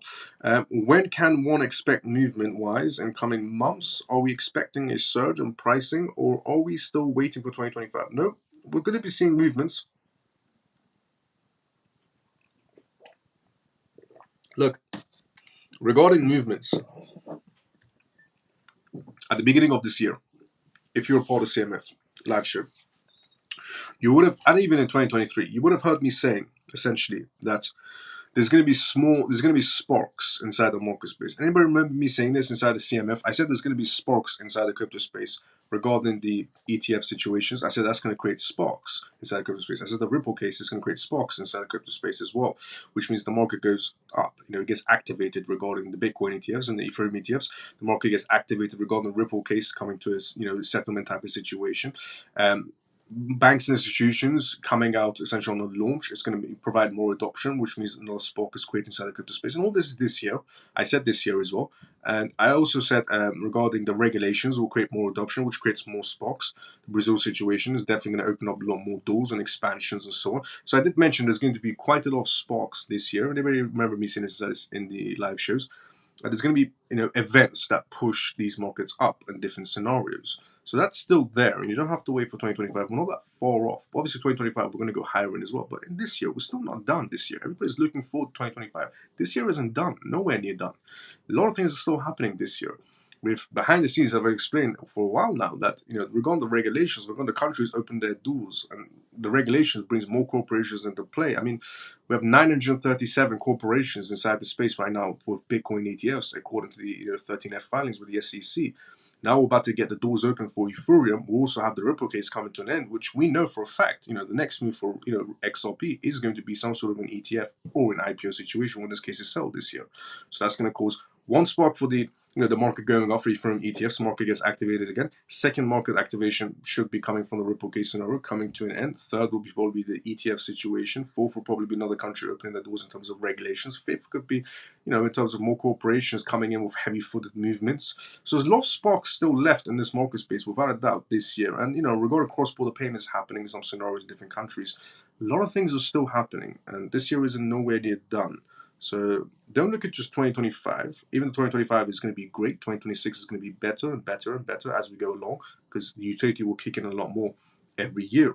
And I did say any country that doesn't launch this year will be launching next year and next year and next year. And Solana ETF. Solana ETF just got approved. And Solana ETF hasn't been approved. It's chosen, again, this is a joke inside the conversation. Nobody take it seriously. What chosen just said. He's a member of the CMF as well, but it's a joke. Solana ETF as well, that's also in the prospects. I did say if you want to look at what ETFs are en route to become approved and in some sort of a way, Grayscale should be an indication. The Grayscale fund portfolio should be an indication of what possible ETFs are on the way. Grayscale was the one that pushed and sued the SEC for Bitcoin ETFs. And Grayscale has a crypto portfolio for Bitcoin, number 1, Ethereum, number 2, number 3, Solana, number 4, XRP, number 5, AVAX. So even maybe look at Grayscale as a, blueprint of what ETFs are possibly next, if you wanted to.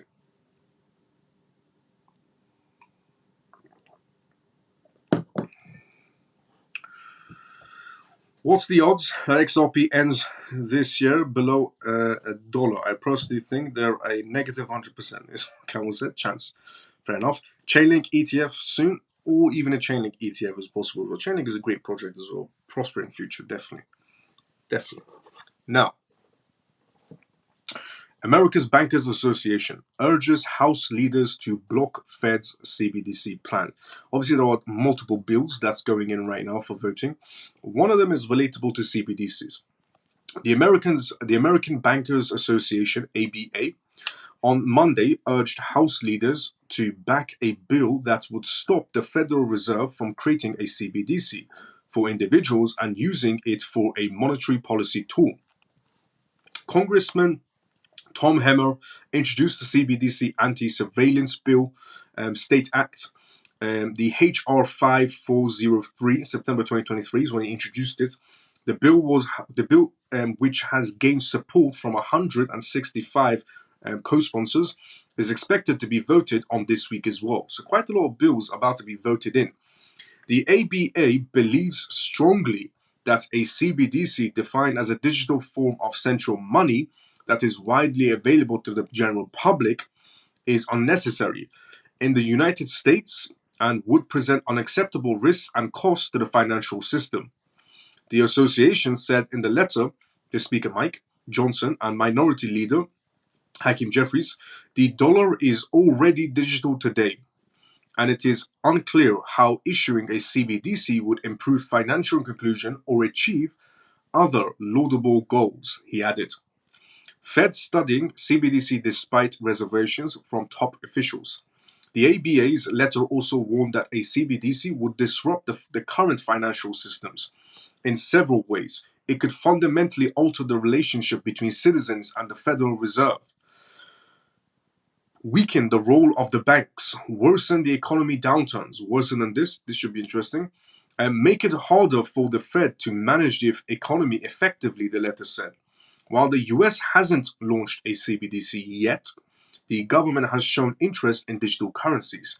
The New York Fed's 12-week pilot program testing a simulated digital dollar is just one example of these essentially ongoing initiatives. Fed officials, essentially including Chair Jerome Powell and Governor Michelle Bowman, have essentially might be hesitant about a digital dollar, but that hasn't stopped the Fed from actively essentially researching its potentials. The ABA warns of crippling impact on banks. Further, the Fed's launching the FedNow service for instant payments in October has some experts on the edge. They worry it could be building a block for a future CBDC, which is true. The FedNow system is going to be, essentially connected or turned into a CBDC platform. And that's why a lot of politicians are worried. They think in terms of, oh no, the Fed built the FedNow, and the next step is going to be CBDCs from the FedNow. According to the ABA, a CBDC would do more harm than good. The association fears it would siphon money away from banks and into the Fed, crippling the bank's ability to lend and hindering economic growth across the country. In simpler terms, the ABA sees a CBDC as a powerful competitor that could steal deposits from banks, making it harder for them to provide loans that fuel local economies. First of all, when banks give out loans, it's actually, they're doing it to have. Okay, I could talk on the subject up to a certain extent on the matter, because obviously I don't want to get flagged for talking about the banking systems for too long. But look, regarding CBDCs,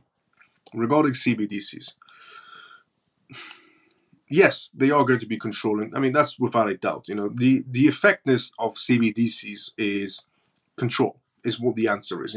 They can look at CBDCs as faster, cheaper, cross-border payments and so on, which there isn't going to be cross-border payments. The stable coins are cross-border payments, CBDCs not so much. But they could look at CBDCs as how they want.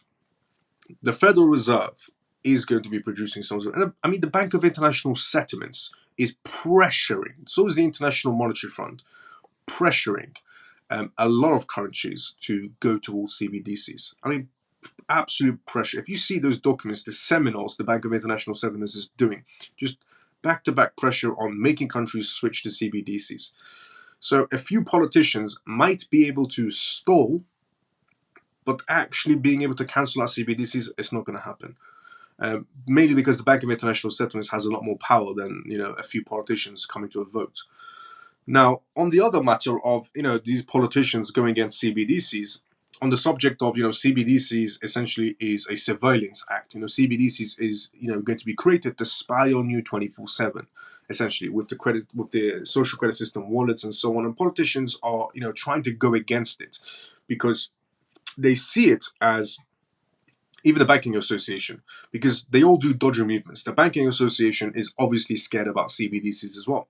The reason why the banking association and the bankers are scared about CBDCs is not because of freedom of act or freedom of human rights and so on, and it's bad for the public rights. No, they're not scared of that. They don't care about the public rights. Banks will take your house away. If they could, they would. Trust me. So they're not doing this for the public rights. They're doing this because it's going to become harder for them to do dodgy behavior within banks when everything is on CBDCs. It's going to become a lot more harder for JP Morgan to move around money in a dodgy behavior. It's going to become a lot more harder for a lot of these banks to do dodgy behavior. And JP Morgan, recently they had to pay a fine of $100 and something million for their dodgy behavior. And that was recent dodgy behavior. And before that, they had multiple more other dodgy behaviors. It's going to become very difficult for them to do this. So that is why banks are against it. They don't care about the public rights. They don't care about anything regarding the Human Rights Civil Act or so on. Banks care about their own pockets. And if CBDCs come into play, banks, it's going to get difficult for them to move around money because it's on the blockchain. And if the CFTC or the SEC wanted to look into them, they can within seconds, and it won't look good for them at all. So that's why the bankers hate CBDCs. Not because the people's rights, don't care about that. They don't care about that. They care about their own rights or being able to do dodgy behavior. And regarding politicians, same scenario. Politicians don't care about your rights. They never cared about your rights. They don't care about your freedom of act, freedom of speech, nothing like that. Politicians care about one thing, your votes when it's voting time. They're in favor of everything. Two, they care about their political donations. And CBDCs is going to be very difficult for them to make political donation money. So, yeah, that's why the banks hate CBDCs, because they can't do dodgy behavior under the table scenarios. And that's why the politicians hate CBDCs, because they can't do the same scenario of political donations on CBDC wages. And if they do it on crypto, for example, it's also on a public blockchain, which means they'll get caught out again. No banks or politicians care about the Surveillance Act on the public. They care about the Surveillance Act on their behaviors. Now, Coinbase to launch gold and oil futures trading. Coinbase is about to go into oil and gold. I think BlackRock was probably the one that opened the doors for Coinbase into oil and gold. We're about to go through that as well tonight's lecture. Before we do that, let's consider the comment section. Excellent content. Thank you, Leroy, for the kind words, brother. Federal Reserve and JP Morgan will be granted monopoly control and all of the banks and credit unions closed down. I've heard about that as well. That is true. Yes, what Leroy has said. Can many projects 30x this bull cycle? Many, yes, sure, depending on the correct projects. Miles, do you hold Polkadot? I used to. Thompson, good to see you as well. How you doing? Hello again, beautiful people. Let's go, Thompson. How you doing?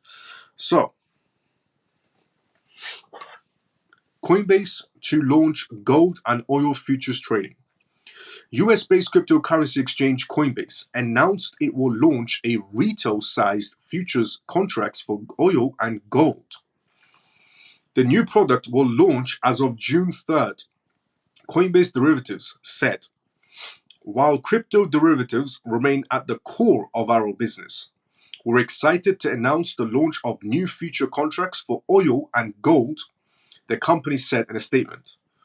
Coinbase Derivatives, which is regulated by the Commodities Futures Trading Commission, CFTC, already offers customers Bitcoin, Ethereum, Bitcoin Cash, Litecoin, Dogecoin futures, and it also said in a statement, the new contracts, sized at 10 barrels of oil and 1 troy ounce of gold, aim to offer enhanced trading opportunities in traditional markets, Coinbase said. In March, the crypto exchange announced it planned to launch monthly cash settlement future contracts for Dogecoin, Litecoin, and Bitcoin Cash. But big news, honestly, regarding Coinbase entering the oil and gold market space now, regarding derivatives market space, but still big news for Coinbase. And, if you did want to trade on oil and gold, June 3rd, after June 3rd or on June 3rd, you could still, you can start entering into gold and oil trades through Coinbase. But that's definitely BlackRock's doing. BlackRock is probably the one that, was able to get Coinbase to open their doors to oil and, essentially gold trades, let's say. Sooner or later, we'll find out regarding BlackRock members making a few bucks on Coinbase as well, not a few bucks, a lot of bucks on the trades. We'll get that news later on, probably. But Coinbase, I mean, this is also big. If you're holding Coinbase stock, big news for Coinbase stock as well. I've said this before, Coinbase stock is going to, not overnight, but Coinbase stock is going to go through the roof over time. In my point of view, my own perspective, not financial advice. But from all the contracts and all the news I'm hearing, all the movements they're doing, all the licenses they're getting, they're definitely opening their doors, and they have big names behind them to help them open them doors. And, if you hold a Coinbase stock, over time, it's going to be worth an incredible amount. It will become, I said this before and I'll say it again, Coinbase will become the #1 crypto exchange in the world. Not overnight, over time, it will become. 1, it's American. 2, look who's behind it. And who was Coinbase's #1 competitor? Binance. Binance lost contracts, lost essentially licensings that they had and didn't have in certain jurisdictions, and ironically, Coinbase got those licensings. For example, one example, Canada dropped Binance. All of a sudden, a month later, who got a license from Canada? Coinbase. That's just one example. We have the Philippine example and so on as well. But Coinbase will become the #1 crypto exchange in the world. Mark my words. I also said Ripple will also become the backbone of the financial industry. Mark my words. Also American. You see the trend happening here. America has lost no power. In a digital world, they will be gaining more power. If you understand how the financial world works, how the markets operate, and how the world operates in terms of politics, you would understand that America is going nowhere, and America's strength is going to become much more strength. Coinbase now allows direct deposits. Mav, good to see you. How you doing? Coinbase now allows direct deposits of employment checks, and they will issue a card to the account just like a banking account. Are they able to become the new banking system? Which is also true.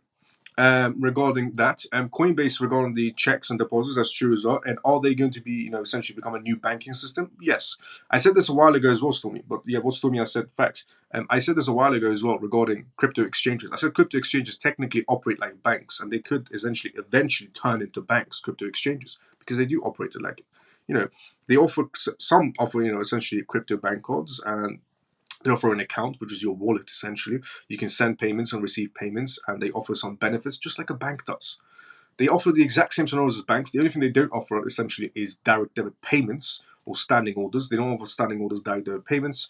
But anything else a bank does offer, they do offer it. And you could also say, well, they don't have protection. Some do. Some do have protections. And a bank can only, inside the United Kingdom, a bank can cover you up to £85,000 from the Financial Conduct Authority. So if you have £1 million, £1 million British pounds inside of your bank account, and the bank goes bankrupt, you can only get back £85,000. Similar rules are applying to crypto exchanges as well. So they're backing your money. They're giving you a bank card. You can send and receive payments. They give you benefits like, banks will offer you phone insurance and house insurance and so on. They will offer you the same scenarios. They do tend to operate similarly together. And regarding staking, banks don't do that. But loans, you can borrow against your crypto assets as well. That's changing as well. So they have the same tendencies, let's say, up to a certain extent. They definitely have the same tendencies going on. You've been saying that about Coinbase since last year. Yes, I have. Let's go, Shelly. Facts. Now, Tether. So somebody has decided, regarding that recent money printing situation, whenever anyone or me says money printer, everybody always assumes US dollar has, the US has turned on their money printing machine. Sometimes it's not the US that turns on their money printing machine. Sometimes it's Tether. Tether mints 1 billion USDT on Ethereum, forecasting an ETF approval. Tether minted on Tuesday 1 billion USDT tokens on Ethereum blockchain, capitalizing on the growing hype around potential spot Ethereum ETF approvals. The market upswing was driven by hopes that the US Securities and Exchange Commission, SEC, will approve a spot Ethereum ETF, the ETF for trading, this Thursday. Whale Alert first reported the minting on Tuesday, which was replied to and confirmed by Tether CEO. By Tether CEO Paolo, who wrote PSA 1 billion USDT inventory replenish on Ethereum network. Note, this is an authorized Ethereum network. This is an authorized but not issued transaction, meaning that this amount will be used as inventory for the next period issuance request and chain swaps. So they printed 1 billion USDT to keep it on the sidelines, as usual. This is not the first time Tether has minted tokens in speculation of a spot ETF. Tether minted 1 billion USDT tokens in January during the rumors of the spot Bitcoin ETFs. So Tether did the exact same movements when the Bitcoin ETFs were about to be approved. They printed 1 billion, left it on the sidelines, and then obviously they were approved. And then now we have the Ethereum ETF situation going on. Tether decided to do the exact same movements and print 1 billion USDT, leave it on the sidelines. Ethereum surging. Ethereum's value has risen by 15% on Tuesday. AIM speculations and other top-performing coins have also surged. This increase is due to the higher likelihood of Ethereum ETFs approvals, which went from 25% to 75% after the Fidelity updated its filings. Some think that this most recent minting is a move for the SEC approval of a spot Ethereum ETF, what Tether has did. Yvonne, the CEO of Crypto Robotics, replied to the minting, speculating that the tokens will be used as liquidity to pump the market ahead of the ETF news. Use cases for Tether. This increase in USDT tokens indicates that more funds will flow into crypto, especially into Ethereum and Ethereum coins.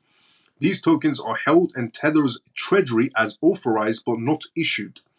According to Tether's transparency page, there was a $87.8 million worth of such USDT on Ethereum as of May 20th.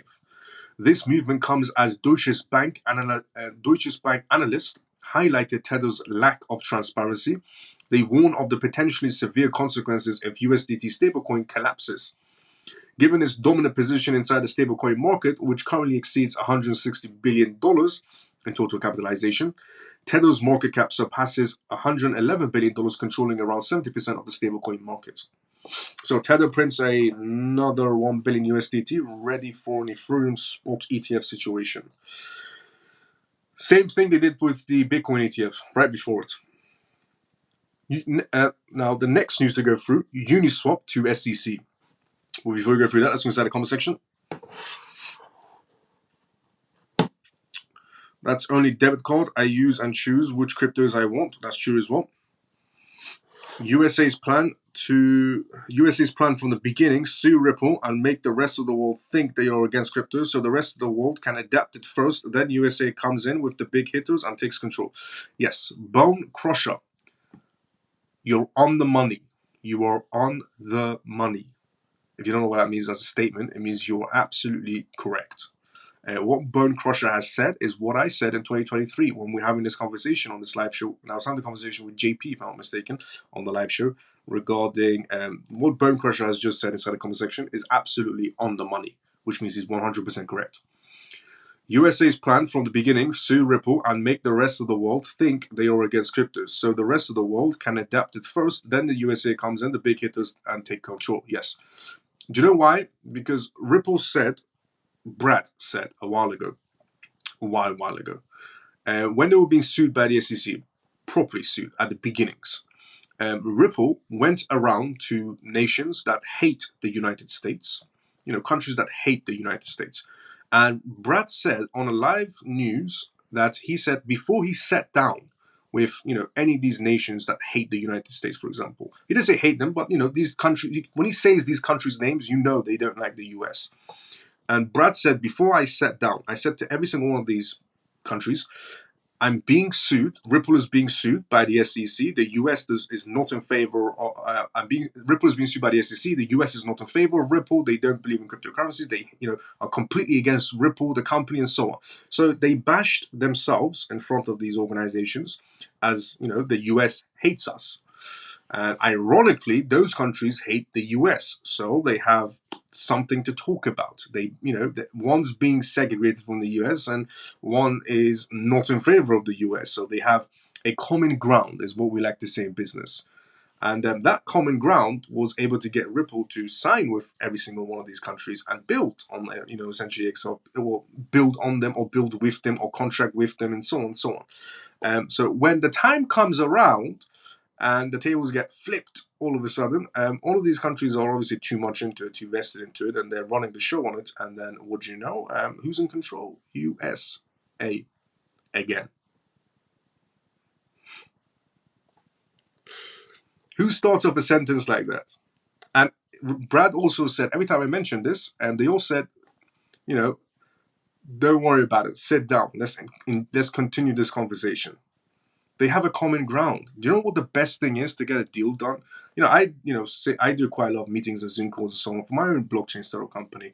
The best thing you can ask for when you're trying to sign someone is to have common ground with a random stranger, because you know how easier it is to get that signature when you have common ground. And you don't know this person. First time you're meeting this person.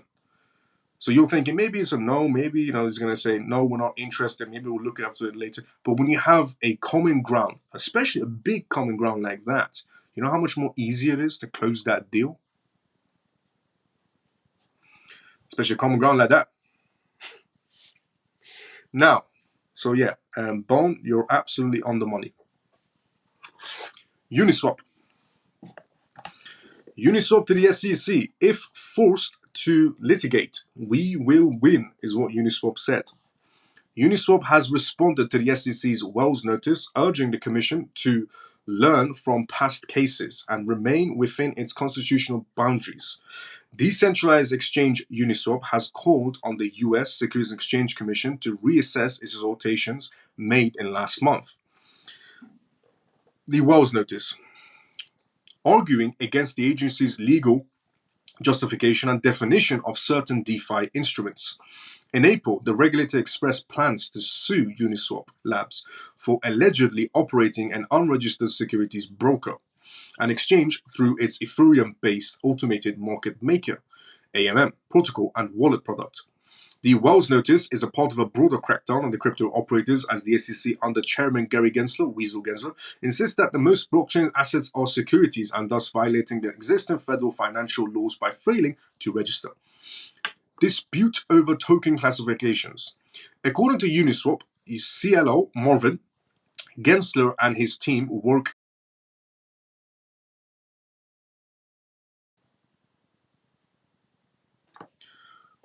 Can everybody see me?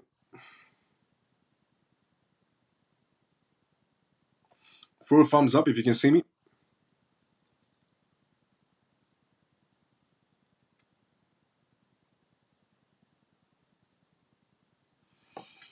The platform cut out for a second. Yep, there we go. We're back. Yeah, for a second I got notification and the platform that I'm using got disconnected and reconnected again. So, as I was saying, thank you for that, everyone. Thank you, Shelly. Thank you, Carol. Thank you, JR. And thank you, Mike. So, according to the CLA Marvin, Gensler and his team work and operate under the false assumptions that just about all tokens are securities from the SEC, then refuse to register. Amaury linked the tokens to file formats like PDFs and JPEGs representing value. He argued that these tokens essentially represent commodities like Bitcoin, Ether, and stablecoins like Tether USDT. About 65% of the platform's trading volume exists across these three assets, said Amaury, who maintained that the Uniswap protocol fully complies with US laws. Uniswap further argued that the SEC's intended litigation was an overreach of the powers conferred on the agency by Congress. Uniswap said an estimated 75% of usage is outside the United States, meaning over 90% of the volume may be beyond the SEC's jurisdiction, which is true. Amori opinioned that the agency would also have to redefine what qualifies as a security exchange. Even if the Ethereum protocol supposedly facilitates securities trading, our case is so strong that the SEC is trying to change the law to fight us, the Web3 company told the crypto community in response. Uniswap lawyers highlighted that the SEC's resumed dismantlement arguments from previous cases against companies like Ripple and Coinbase for its illegal broker claims.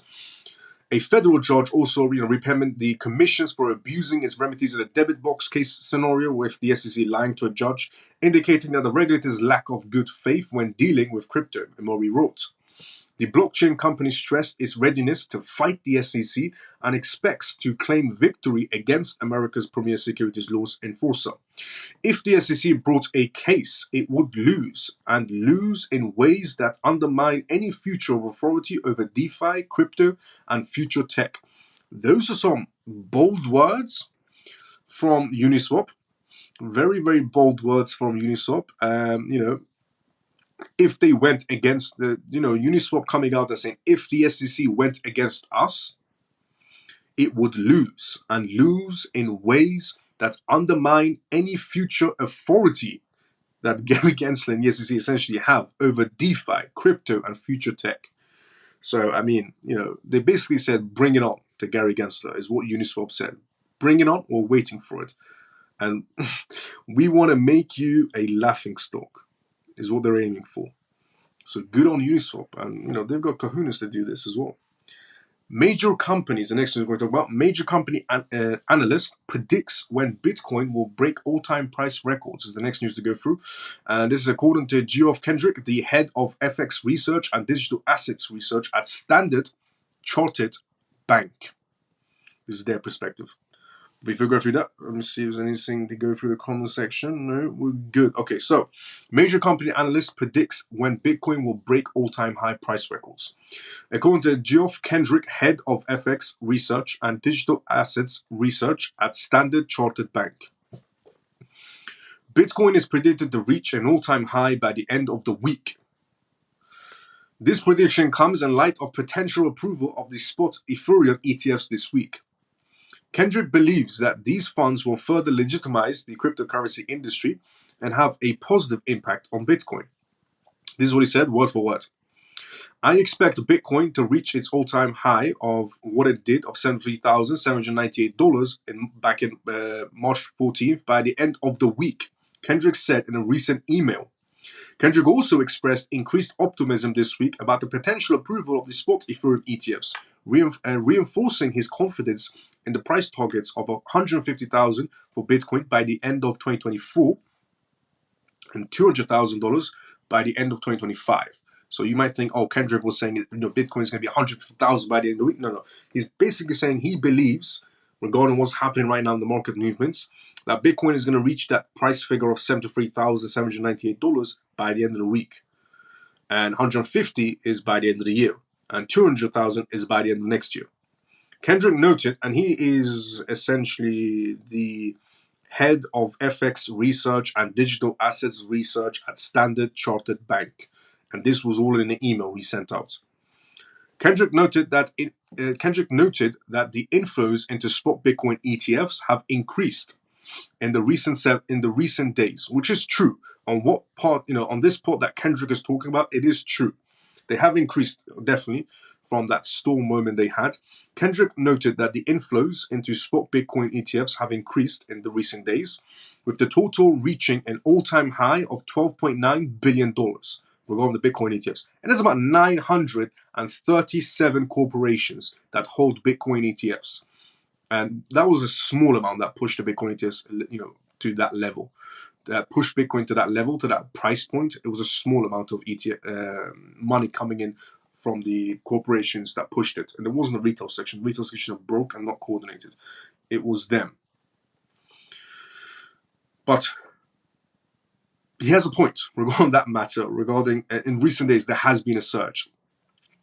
This rally comes after the SEC requested an update to its recent 19B4 filings for spot Ethereum ETFs on Monday that they did, indicating a potential progress towards approvals.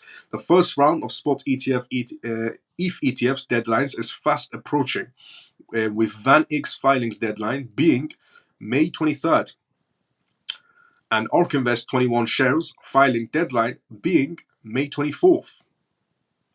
So are we going to have a green light tomorrow or not? Let's see. Is the head of FX research and digital assets research at Standard Chartered Bank correct on Bitcoin reaching this high point again by the end of the week? There has been recently more inflows. That is true regarding the Bitcoin ETFs. There has been a recent more inflow. And again, 73,000 or 150,000. 73,000 by the end of the week. 150,000, he said, by the end of the year. 200,000 by the end of next year is what he's predicting. Now, next news to go through. Fed Bank of Japan will Bitcoin... the Bank of Japan will drive Bitcoin to $1 million, says Arthur Hayes. The Bank of Japan. Now, you might be thinking, how is that possible? The yen is not doing too well for itself. Well, we'll go through the points. But before we go through that, let's go inside the comment section. Gary is a laughingstock because he is a... what a crypto is so sad and pathetic because he gets off by making others miserable like himself. Again, so sad and pathetic. Thompson, sorry, not Thomas. Thomas, don't say that particular word inside the comment section because the live show then would get from the platforms, So don't say that particular word. The last word you've mentioned. So the last comment you've mentioned. I understand you don't like Gary Gensler. I don't like him either. Nobody does. But don't mention that last word inside the comment sections anymore because then the platform will pick it up. So don't say that last particular word.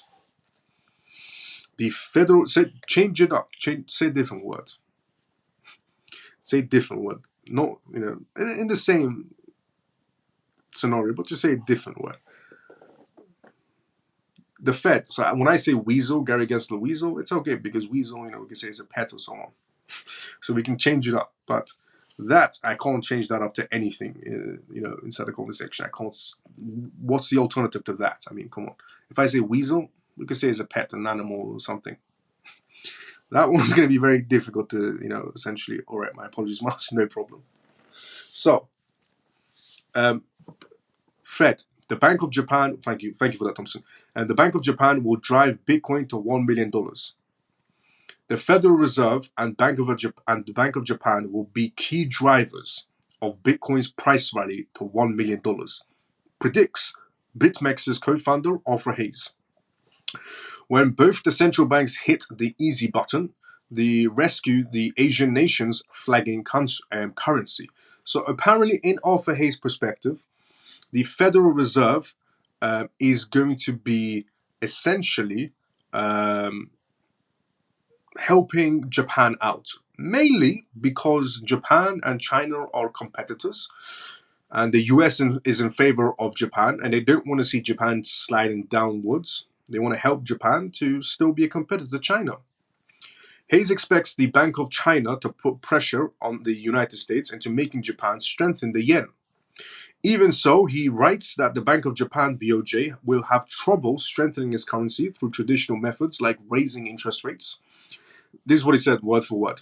The Bank of Japan would melt down faster than Sam Beckman-Fried on a witness stand if they were to raise the rates, Arthur Hayes wrote, explaining that doing so would crater the value of the Japanese government's bonds, which are 50% owned by the central bank itself. It is true. Japan holds a ridiculous amount of bonds, treasury bonds, US treasury bonds. Japan holds a ridiculous amount. So there is that pressure edge they can put as well to get America to give them a helping hand. And also to be a competitor, against China as well, Japan is essentially. Arthur Hayes argued in an essay published that the dollar-yen exchange rate is the most important global economic variable right now. Due to its potential influence, central bankers into blooming the global money supply. He says the story, however, begins in China, which is the most to lose from the yen's ongoing devaluation trend. If the Chinese and the Japanese exchange rates rises, weaker Japan versus stronger China, China export competitiveness is hurt. He's wrote as well. If the yen keeps weakening, China will respond by devaluing the yuan. Since a country's local goods are denominated in its local currency, a fast inflating currency is good for countries that rely on exports to keep their economy essentially moving forward. Unfortunately for China, Japan is its biggest competitor in the automotive export market, and as the yen becomes increasingly cheap, Japan is difficult to compete with on prices. To keep bonds from collapsing, the Bank of Japan would have to force local banks and pension funds to buy the government's debt, Hayes said. Funding that purchases would require selling US treasuries and US stocks, which is not good for the United States. So if the United States doesn't want to see, Japan selling their US treasury bonds and so on, then the US has to step in to help out Japan. Otherwise, there's going to be a lot more selling pressure going on, which would hurt the American economy at that point. However, which would run against America's interests. Hayes concludes that instead of raising rates, the Bank of Japan must resort to the easy button. The unlimited US dollar swap line. The unlimited US dollar swap line, which basically is where the Bank of Japan and the Federal Reserve can swap yen for dollars at a specific rate. Which means Japan, happy days, US, happy days. China will be China. Since the Bank of Japan can freely print more yen, their cost of gaining more dollars is effectively zero. These dollars may be then used to buy up the yen, strengthening the Japanese currency while simultaneously weakening the dollar at the same time as well. The final scenario would be a win for all parties. China maintains a weaker currency than Japan. The Bank of Japan stays solvent, and the dollar weakens because of the Bank of Japan's open market yen purchases. It's also good for crypto since environments with lots of money printing tend to drive up the Bitcoin price alongside other assets, which is also true as well. When that happens with the US dollar, obviously, people would hedge against it using typically Bitcoin or other crypto assets to hedge against inflation. So it's a win for crypto as well. They help out, so the US will help out Japan. Otherwise, the Japan will be selling their US bonds and treasuries, not good for the US markets. The US already prints unlimited money. They can give them the unlimited money swap line, which means yen for dollars, strengthen the Japanese economy. Japan goes back up. The US dollar becomes weakened as usual, but it will pick up its momentum. And then everybody will hedge against the US dollar in terms of inflation. So crypto is good. Japan is good. Back to normal. China's China. And the US is, well, the US. When something is done about the weak yen, I will mathematically guesstimate how flows into Bitcoin complex will be ratchet to the price of $1 million and possibly beyond, the investor wrote, is what Arthur Hayes said. Which is all true in terms of that prospects. Now, billionaire CEO Mike speaks out. Why did the SEC change its mind? How will prices be affected? As in terms of why the SEC overnight decided to change their minds about everything regarding Ethereum ETFs. So Mike, CEO, billionaire Mike Novosgott, Mike Novosgott, billionaire CEO, decided to give his opinions. There is said to be a significant change in the Democratic Party stance on cryptocurrencies, which is true, especially Ethereum ETFs. According to Galaxy Digital CEO Mike, this change has completely turned the Ethereum ETF world upside down. I feel like someone from the Biden White House. This is what he said, word for word, which I can picture it happening, to be honest. I mean, everybody can picture this happening right now because there is a lot of political pressure on not Sleepy Joe because he doesn't know what political pressure is, but on the Weasel Gary Gensler. This is what he said, word for word. I feel like someone from the Biden White House called and said, guys, we can't be anti-crypto anymore. I can picture that happening because it is voting season and everybody wants that vote. You can tell by Kennedy buying GME stock to become relevant. Donald Trump accepting all types of cryptocurrencies for donations, even Shiba Inu and Doge. And Sleepy Joe is the only one that's anti-crypto. It's not really looking good for in terms of voting power right now. So I can picture that happening. Someone telling Biden, you need to wake up, because that's what's going to be happening essentially. It's too late for Biden anyways, but those were told CNBC. This is what he told CNBC. This announcement comes after months of silence from the Securities and Exchange Commission, SEC, which is now frantically communicating with potential ETF issuers, including Galaxy Digital, to get the products ready before key May 23rd deadline. Galaxy Digital was also approached by the SEC that they want to get the ball rolling. Think of it like that. I mean, Gary Gensler, SEC, pressuring people to do their filings before a deadline to get the ball rolling. Come on, who's seen that one ever? I mean, what he's saying, it does look to be true. And also, him getting that notification from the SEC as well, filing before May 23rd deadline.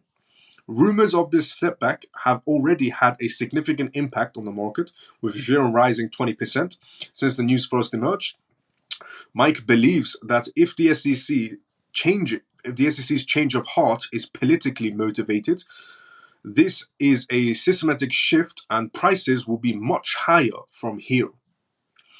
While prominent members of the Democratic Party, particularly Massachusetts Senator Elizabeth Warren, have long criticized crypto, Republicans are generally more sympathetic to the sector. This difference in approach has become particularly evident in the past few weeks with former President Donald Trump, who has essentially historically been skeptical of cryptocurrencies, recently stated that he would support the industry if re-elected. In response, President Joe Biden threatened to veto a proposal to repeal the SAB-121, a controversial crypto finance rule, despite the Congress support. Less than 6 months before they face each other inside the US presidential election, the standoff between the two politicians has created a ring of fire, according to Mike. Yes, that is true. Sleepy Joe versus Donald Trump is going to be June 27th. I think it's going to be on CNBC. But if you go full live shows, so all the live shows that I do are pre-recorded and they are posted automatically. So if you go full live shows back, you'll probably be able to see me talk about the deadline. Mike also went on to say, it was Elizabeth Warren and a small group of people who literally took the Democrats hostage on this issue of cryptocurrencies, said Mike, adding that the Democrat Senate leader Chuck Schumer, who voted for the repeal of the SAB-121, probably told Warren, enough, this is getting stupid. There is no reason to make crypto a technology. There is no reason to make crypto a technology a political issue. Facts. Everything Mike has said, absolute facts regarding you don't need to make crypto a political issue, but unfortunately, if you want to sit at the big table, that's what you have to do. And the only reason crypto has become a political issue is because it involves, which means, this has many meanings in terms of politics. It could be under the table deals, it could be political donations, or it could be tax season. But in terms of crypto, what this means is basically, politicians like Elizabeth Warren, all of those donations, all of her dodgy behavior. Just imagine Elizabeth Warren, obviously chiming in to say, she's for the public rights and so on. Oh, absolute babble. Any politician that comes out and goes, I'm for the people, yes, only for voting time. After that, you're nowhere to be seen. Let's just be honest with ourselves. But, regarding Elizabeth Warren, telling her voters to vote for her and so on because she's for the people's rights, she's done absolutely nothing for you. If anybody could, wake up for once in their lives and see that, that'd be quite good for all types of politicians. But unfortunately, people don't, and most people are just blindsided by nothing. Because there's nothing going up there, upstairs. But, Elizabeth Warren, obviously she's against crypto. We know why, because her dodgy behaviors will be in CBDCs later on. So CBDCs will come, cryptocurrencies are public, and that's not good for somebody like Elizabeth Warren, because she likes to hide transactions. We know she does. And that's going to be a difficult lifestyle for her to have. But, she's going to, she's about 1 million years old. At one point, she has to let go of that money, because I know, everybody in this world knows, when you die of natural causes, you don't take anything with you. So maybe just let go of the money and enjoy life. I mean, at her stage, she should be. There ain't much left. Nobody lives on to be, 500 years old. Well, we don't know. They're working on it. Who knows? Elizabeth Warren could be 600 years old. But yeah, everything Mike has said, regarding the essentially Gary the Weasel, Gary Gensler, being politically pressured. All true. Yes, definitely. Gary Gensler is being politically pressured right now. Congressmen against them, Congresswomen against them. They're voting against them. He's about to lose his power. The FIT21 bill is about to be activated. Do you see the timeline of this, by the way? The FIT21 bill that's coming into, voting, which is basically the CFTC shares responsibilities with the SEC or even has more powers than the SEC, the FIT21 bill. And ironically, this is where Gary Gensler pumps up things and says, everybody filing your documents. And, we want to get this ball rolling for these Ethereum ETFs. If it's a yes or no, we don't know still. But do you see the timeline of this? It's all about the timeline. It's always coordinated. Everything's out of financial space and sometimes political pressure. But Gary Gensler has decided to pump up things when we're just about to be voting. Well, not the people, but the voters on congressmen. They're just about to be voting on the FIT21 bill, which is CFTC also has power on crypto regulations and saying who's a commodity, who's not. And this is bad for Gary Gensler because their antics will have to come to an end. So now do you see the timeline of Gary suddenly moving the market? Suddenly asking for people like Mike and his company to file in quicker. Don't miss out on 23rd of May. All of a sudden he's pro-crypto because the FIT21 bill is about to be activated by the looks of it.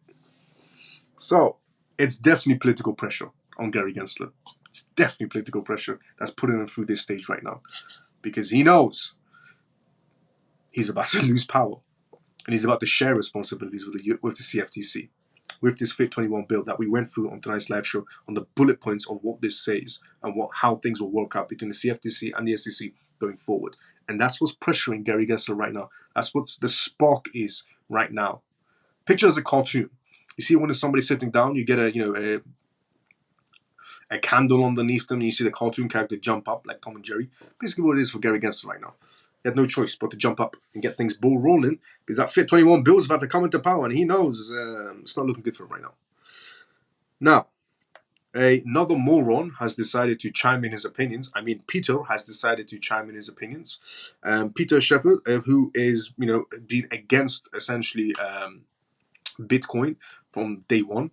And obviously he had a chance to buy Bitcoin about $30 in and he didn't. And ever so since $30 Bitcoin, he's been saying Bitcoin is going to go to zero, is what Peter's been saying. But for the first time ever, Peter is singing a different tune. Now he's going against Ethereum in a very oddly way. Obviously, we know for a fact that Peter definitely has the exact same brain cells of a goldfish. Sorry to make a goldfish look bad in this scenario. Peter has hung up his Bitcoin criticism boots today to go after Ethereum. Peter believes that if the US Securities and Exchange Commission approves spot Ethereum ETFs, BTC will encounter several negative developments. The popular gold enthusiast, Peter, continues to attack Bitcoin, but his latest warning comes during a price recovery as the crypto soared beyond $70,000. At the same time, Ether crossed $3,700, slightly pushed higher to $3,744 at the time of this writing. This represents a 19.4% increase from yesterday. The price is also 29.5% higher now that it has been 7 days ago. Peter essentially gives Bitcoin a rest and shifts his gears towards Ethereum. Peter, who constantly essentially expressed his skepticism towards Bitcoin since day one, dampened the spirits of BTC holders by suggesting that the potential approval of Ethereum ETFs could have negative implications for the leading crypto coin. This is what he tweeted out. Bitcoin gained renowned strength from rumors that an Ethereum ETF will likely be approved. So they're saying Bitcoin only went up because of the ETF, rumors essentially, which is the rest of the market does as well. Rumors move markets. It doesn't take a genius to figure out that rumors move the stock market and the crypto market. They move every market.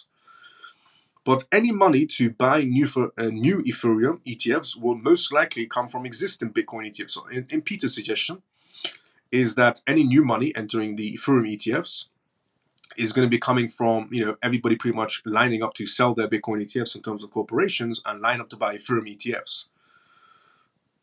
I think Peter doesn't understand how the corporate world works in any sort of a way.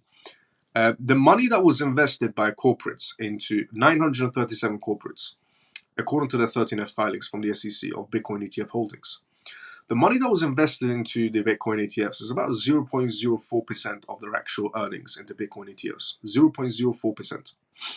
Not even 1%. And pushed Bitcoin to new heights.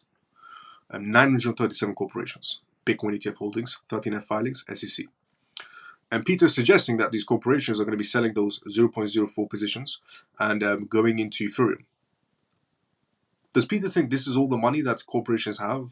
That's it. Regarding corporations, that was their entire budget. They bloated over Bitcoin ETFs. People like Peter, it's like watching a comedy show. Honestly, when you hear and see Peter talk about the market events.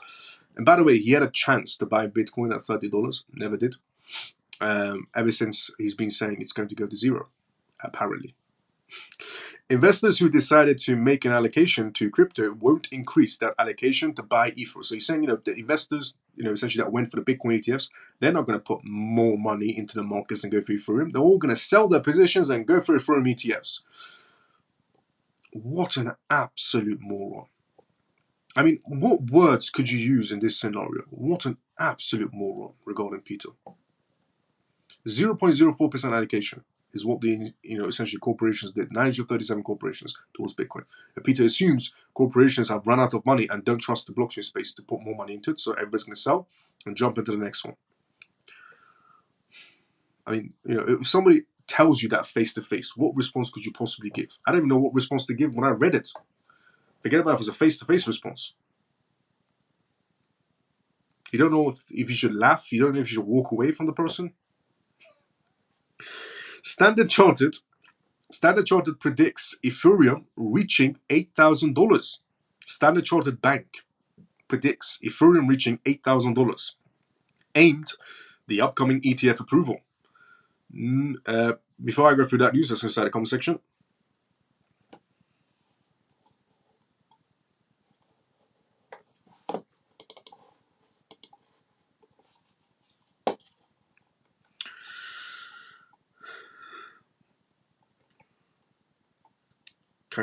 I'm so sorry. No, don't worry about it, Thompson. Don't worry about it. Oh no. I did not mean to cause any problems. No, don't worry about it, Thompson. It's okay. Shelly, thank you for helping out. What month do you think the judge will make a decision about the Ripple case? This year is what I'm still sticking to. Mr. SEC needs to take a nap. By the looks of it, yes. And too much unreasonable temper tantrums and pointing fingers. What a buddy. FIT21 will pass. If not, we will be left behind without FIT21. I agree. Builders will build outside of the US. Also, I agree. Send me a Bitcoin, please. Okay, sure. I don't agree with that one. What? Sorry, Sapiro. Sorry, Sapiro. FIT21 will pass. Yes, I agree. Sapiro. 4-5. I do agree. Yes. Sapiro also said, if not, we will be left behind without the FIT21 bill. I agree as well. Builders will build outside the United States. I also agree. Everything you just said, Sapiro, 454. I agree with it, 100%. What I don't agree with was what Shir said next. Shir Khan said, send me some Bitcoin, please. I appreciate the please. You never know until you ask. But the answer is no. So next step is selling Ethereum ETFs to buy XRP ETFs, basically, is what Peter is suggesting. Peter is suggesting that we're just going to move party to party. We're going to move from the Bitcoin party to the Ethereum party to the Solana party, Chainlink party, XRP party, and so on and so on. Is what Peter is suggesting. Peter was an absolute moron. I mean, honestly. Now, Standard Chartered Bank predicts Ethereum reaching $8,000 aimed upcoming ETF approval.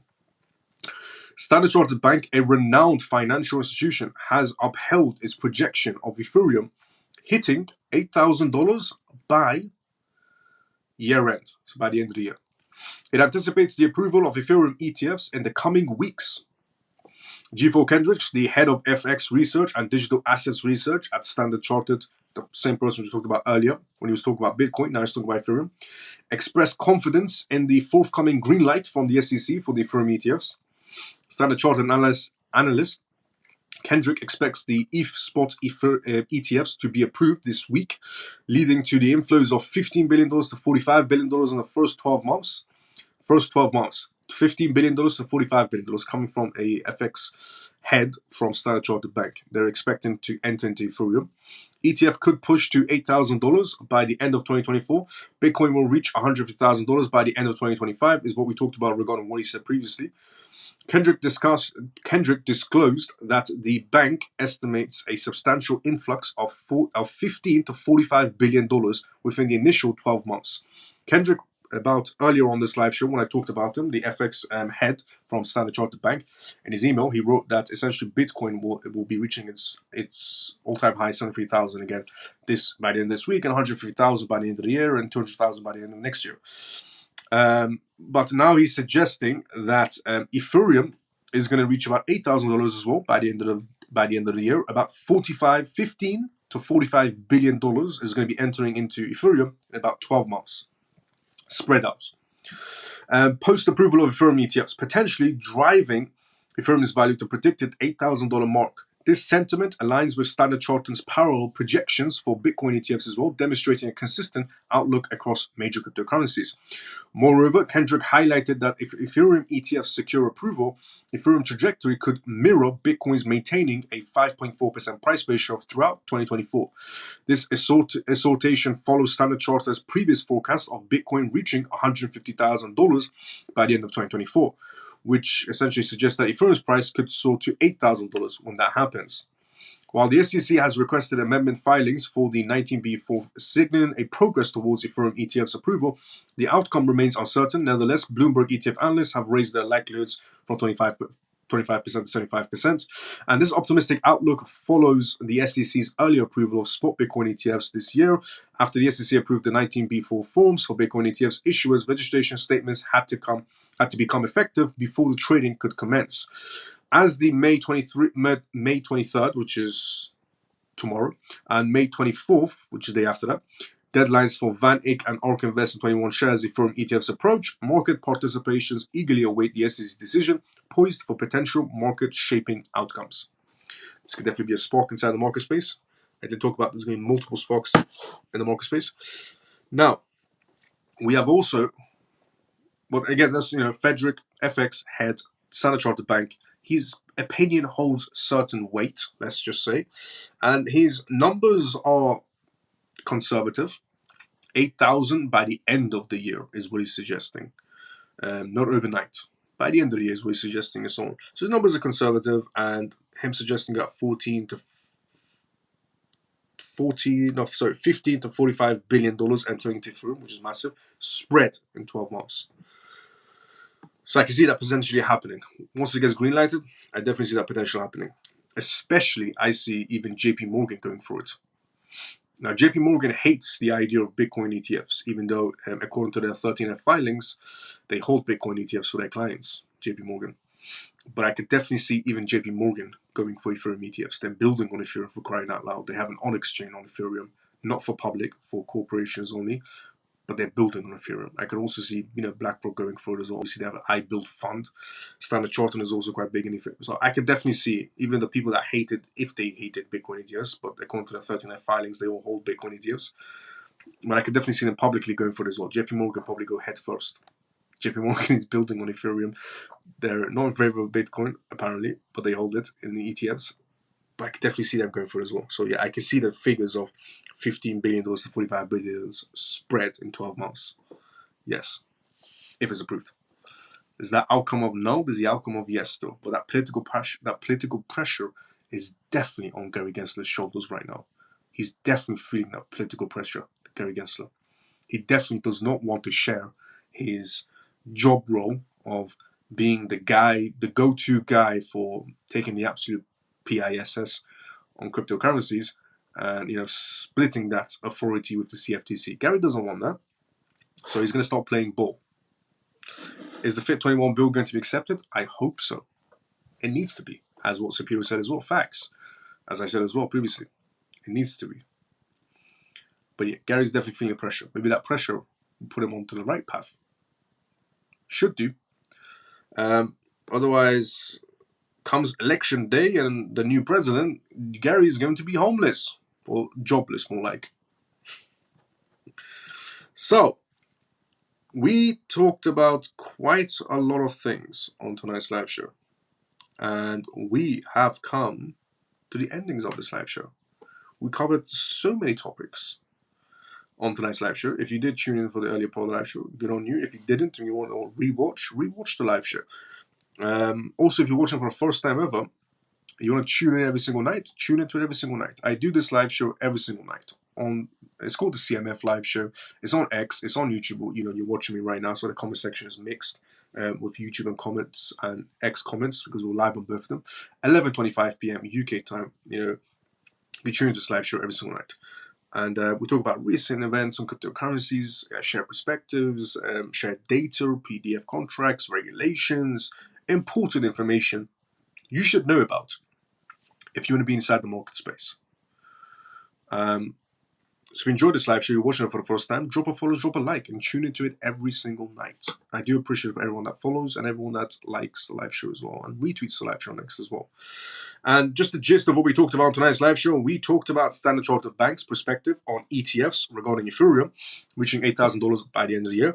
We talked about Peter and his moronic opinions. We talked about billionaire CEO Mike Nosgott giving his opinions and perspectives on the matter and how Gary's been politically pressured to greenlight the ETFs.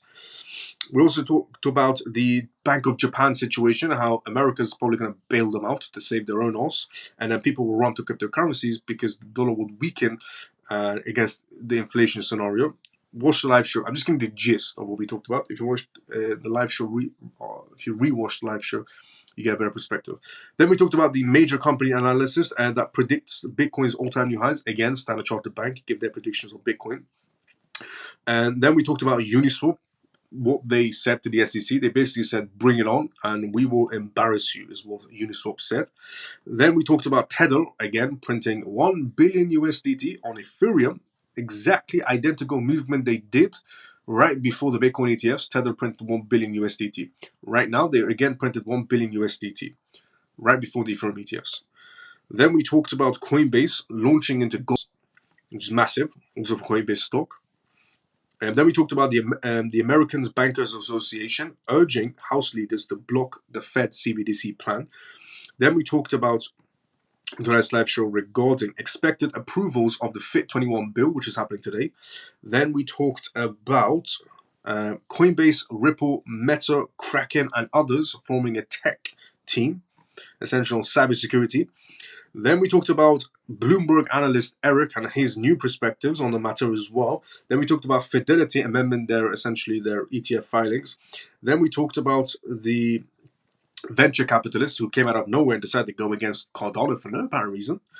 And then we decided to go. Then we talked about the SEC Ripple situation, recent updates, and then we talked about DWF, how they've partnered with Jupiter, essentially expanding on the Solana chain, which is massive for them. Solana, DWF said they're going to provide a lot more liquidity to Solana as well. Then we talked about Trump campaign that's accepting crypto donations from Dogecoin to Shiba Inu to XRP to Bitcoin to Ethereum and so on. And then we talked about Kennedy, who's also a presidential candidate, doing desperate acts by buying $24,000 worth of GME shares to become relevant. We talked about a lot of things. We talked about presidencies, we talked about politics, we talked about so much regarding regulations, perspectives, political perspectives, and partnerships. A lot of things we talked about on tonight's live show, as we always do on every single live show. But before we go, once again, if you enjoyed this live show, drop a follow, drop a like. You can tune into this live show every single night. And everything I do and provide every single night is free of source. I believe education should always remain free, so don't worry. You know, if you're with me watching these live shows every night, even joining our community members, it's completely free. I believe education should always remain free. So if you're with me and you're part of the CMF, which is what the name of this live show is, the CMF live show, everything I provide to you is completely free of source. I will never charge you. I will never promote you anything. And I've been doing this for over a year now, and I've never charged anyone, and I've never promoted anything either. So you're in safe hands if you inside a CMF. And we have a Telegram group as well, which is the link is inside my X account. So if you're watching us on X, the link is there. If you're watching us on YouTube, it's on my YouTube profile. So if you enjoyed this live show, drop a follow, drop a like, and tune into it every single night. I'll see everybody tomorrow. Same timing as usual. Everybody have a great day or a good night, depending on where you are around the world. Thank you, Miles. Good night, and see you tomorrow. Mike, see you tomorrow sometime as usual. Thomas, thanks again for another brilliant live stream. Greatly appreciate it. Let's go, Thomas. Thomas, see you tomorrow sometime as usual as well. Sorry, the next... good night, Miles and CMF. Carol, see you tomorrow sometime as usual as well. Camel, see you tomorrow sometime as usual. Same time as usual as well, brother. Good night, brother. Let's go. Thomas, see you tomorrow. Mike, see you tomorrow. Brian, good night and peace out, people. Let's go. See you tomorrow sometime as usual. Brian, Shelly, thanks again. Get some rest, please. Night. Oh, Shelly, see you tomorrow sometime as usual as well. Mav, why print 1 billion USDT for liquidity? Yeah, for liquidity. That's exactly why USDT printed it. So, I'll see everybody tomorrow. Same time as usual. Everybody have a great day or good night, depending on where you are around the world.